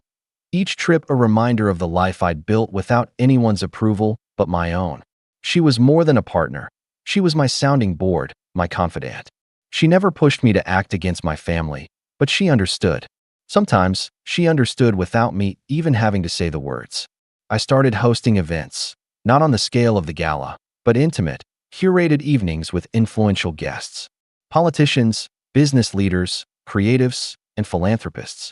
People who valued discretion, but also remembered who made them feel seen. Word got around, and suddenly, I wasn't just a businessman, I was a connector. A name worth knowing. That's when I started hearing about Lucas more frequently, and not in flattering ways. His business was slipping. 2 of his largest contracts had fallen through. An investor had backed out after a disagreement over spending. There were whispers that he'd over-leveraged himself buying that mansion in the suburbs. And Claire? I heard her name in hushed conversations, paired with words like restless and isolated. I didn't reach out. I didn't gloat. I let the distance grow because I knew that every inch of it made my eventual move sharper. The turning point in my rise came when I was invited to co-chair a massive annual fundraising event, one that eclipsed the gala I'd hosted. This wasn't just about charity. It was a power nexus, a place where deals were made over glasses of champagne, and the right introductions could alter someone's trajectory overnight. The invitation wasn't just an honor. It was a declaration that I'd arrived in a league they could never have imagined for me. And I made sure the guest list included just enough people from the old circles to guarantee the news would reach my mother, Lucas, and Claire. Not as an invitation, no, not yet, but as a headline they couldn't ignore. By then, my network was so wide that any information I wanted, I could get. I didn't even have to dig for it. Mutual contacts would volunteer it, unprompted, as if feeding me updates on their decline was a favor. And each piece of news was another brick in the wall I was building between the man they thought I was and the man I had become. Still, I kept my movements quiet. I wanted them curious. I wanted them wondering how I'd gone from struggling younger son to someone they couldn't even approach without an introduction. And most importantly, I wanted them to come to me. Because when they finally did, I'd be ready. And that opportunity came faster than I expected. A mutual acquaintance, someone who still drifted between my world and theirs. Let slip that Lucas was desperate to land a contract on a development I was partially funding. He didn't know I was involved yet, but he would. And I decided, right then, that it was time to stop letting them circle in the dark. It was time to draw them into the light. The tip about Lucas's desperation was the crack I'd been waiting for. The project in question was a luxury mixed-use development, prime real estate in a booming part of the city. I wasn't the face of it, which was deliberate. My stake was tucked away behind a holding company, shielded by layers of investment partners. On paper, I was just one of many contributors. In reality, I had more influence over the decision-making than anyone outside the inner circle could guess. I called my contact on the project's board, a man named Porter who had a fondness for expensive cigars and even more expensive secrets. "I hear there's interest from a Lucas Hale," I said casually over lunch, watching his reaction. Porter smirked. "Your brother?" he asked, surprised. "He's been making noise about wanting in, but, well, his proposal is shaky. And between you and me, his reputation isn't exactly helping." That was useful, more than useful. Reputation, in my circles, wasn't just about image, it was currency. And Lucas was running low. I leaned back, swirling the last sip of my drink. If he pushes again, tell him the board's considering other candidates. But I paused just long enough to make it sound like an afterthought. If I were to back someone's involvement, it might carry weight. Porter caught on immediately. He didn't press for details. In this world, knowing too much could be a liability. But the seed was planted. Lucas's access now depended on me, whether he realized it or not. Over the next few weeks, I quietly gathered more threads. Through another contact, a financial advisor I'd met at a charity dinner, I learned that Lucas had taken on high-interest bridge loans to cover his cash flow issues. That explained the urgency. He wasn't just chasing the development for prestige.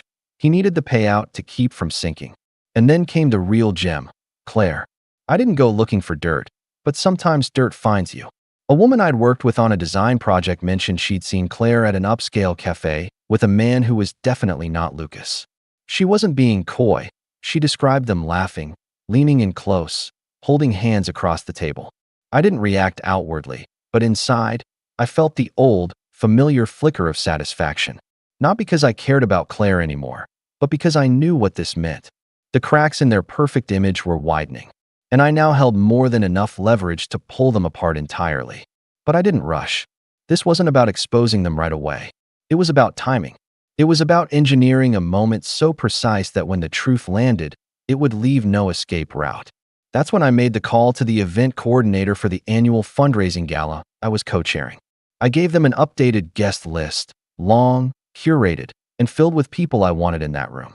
Near the bottom, I added 3 names that would seem out of place to anyone who didn't know the history: my mother, Lucas, and Claire.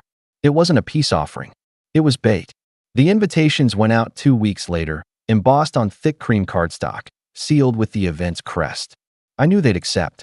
Pride wouldn't let them stay away, not from an event where I would be the one greeting guests at the door, shaking hands, and giving the keynote address.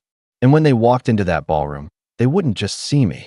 They'd see the people whose respect they'd always craved, the kind of people who didn't just talk about influence, but wielded it like a blade.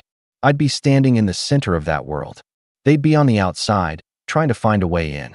And that's when I'd decide how to let them in, or if I would at all. The night of the gala arrived crisp and clear, the kind of autumn evening where the air felt expensive. The venue, a restored Art Deco theater, glowed from within, every window spilling warm light onto the marble steps. I stood at the entrance with my wife, greeting guests as they arrived. Each handshake, each smile, was deliberate. This was my arena now. When the black sedan pulled up and my mother stepped out in a deep navy gown, her expression was poised but hungry, scanning the crowd for recognition. I didn't flinch. Lucas followed, wearing a suit that was almost perfect, almost just a touch too eager, as if hoping to prove he still belonged among people like this. Claire emerged last, her dress shimmering in the lamplight, her arm hooked through his. She smiled, but it was thin. "Adrian," my mother said warmly, as though the last decade hadn't happened. "What a surprise to see you here." I returned the smile, cool and steady. "Not a surprise, Mom. I co-chair this year."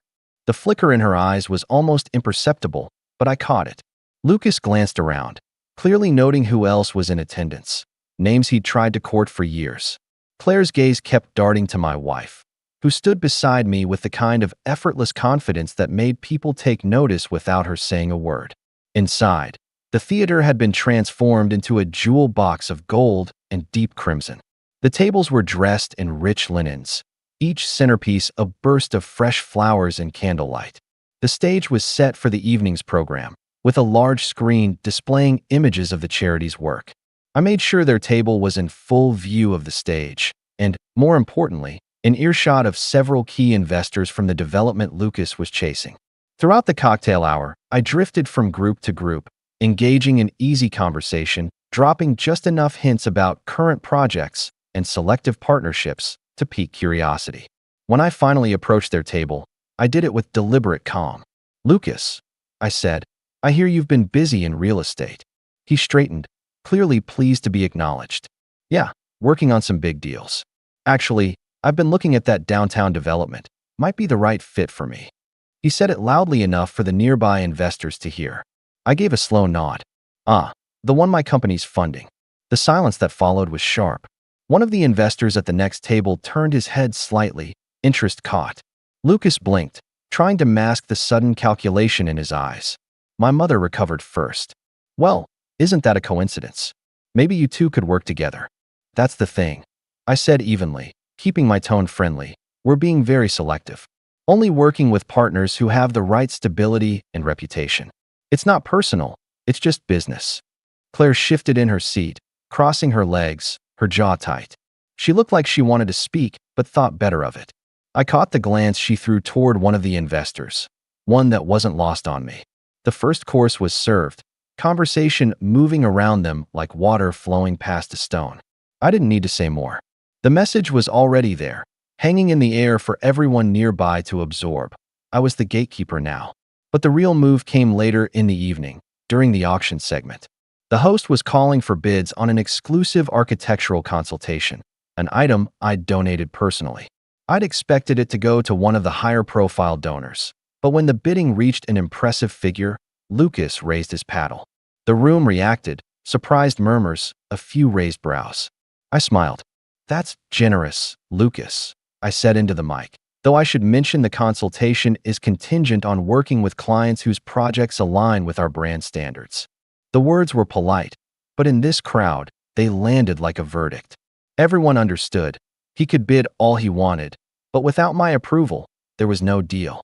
The host moved on quickly, and Lucas lowered his paddle, face tight.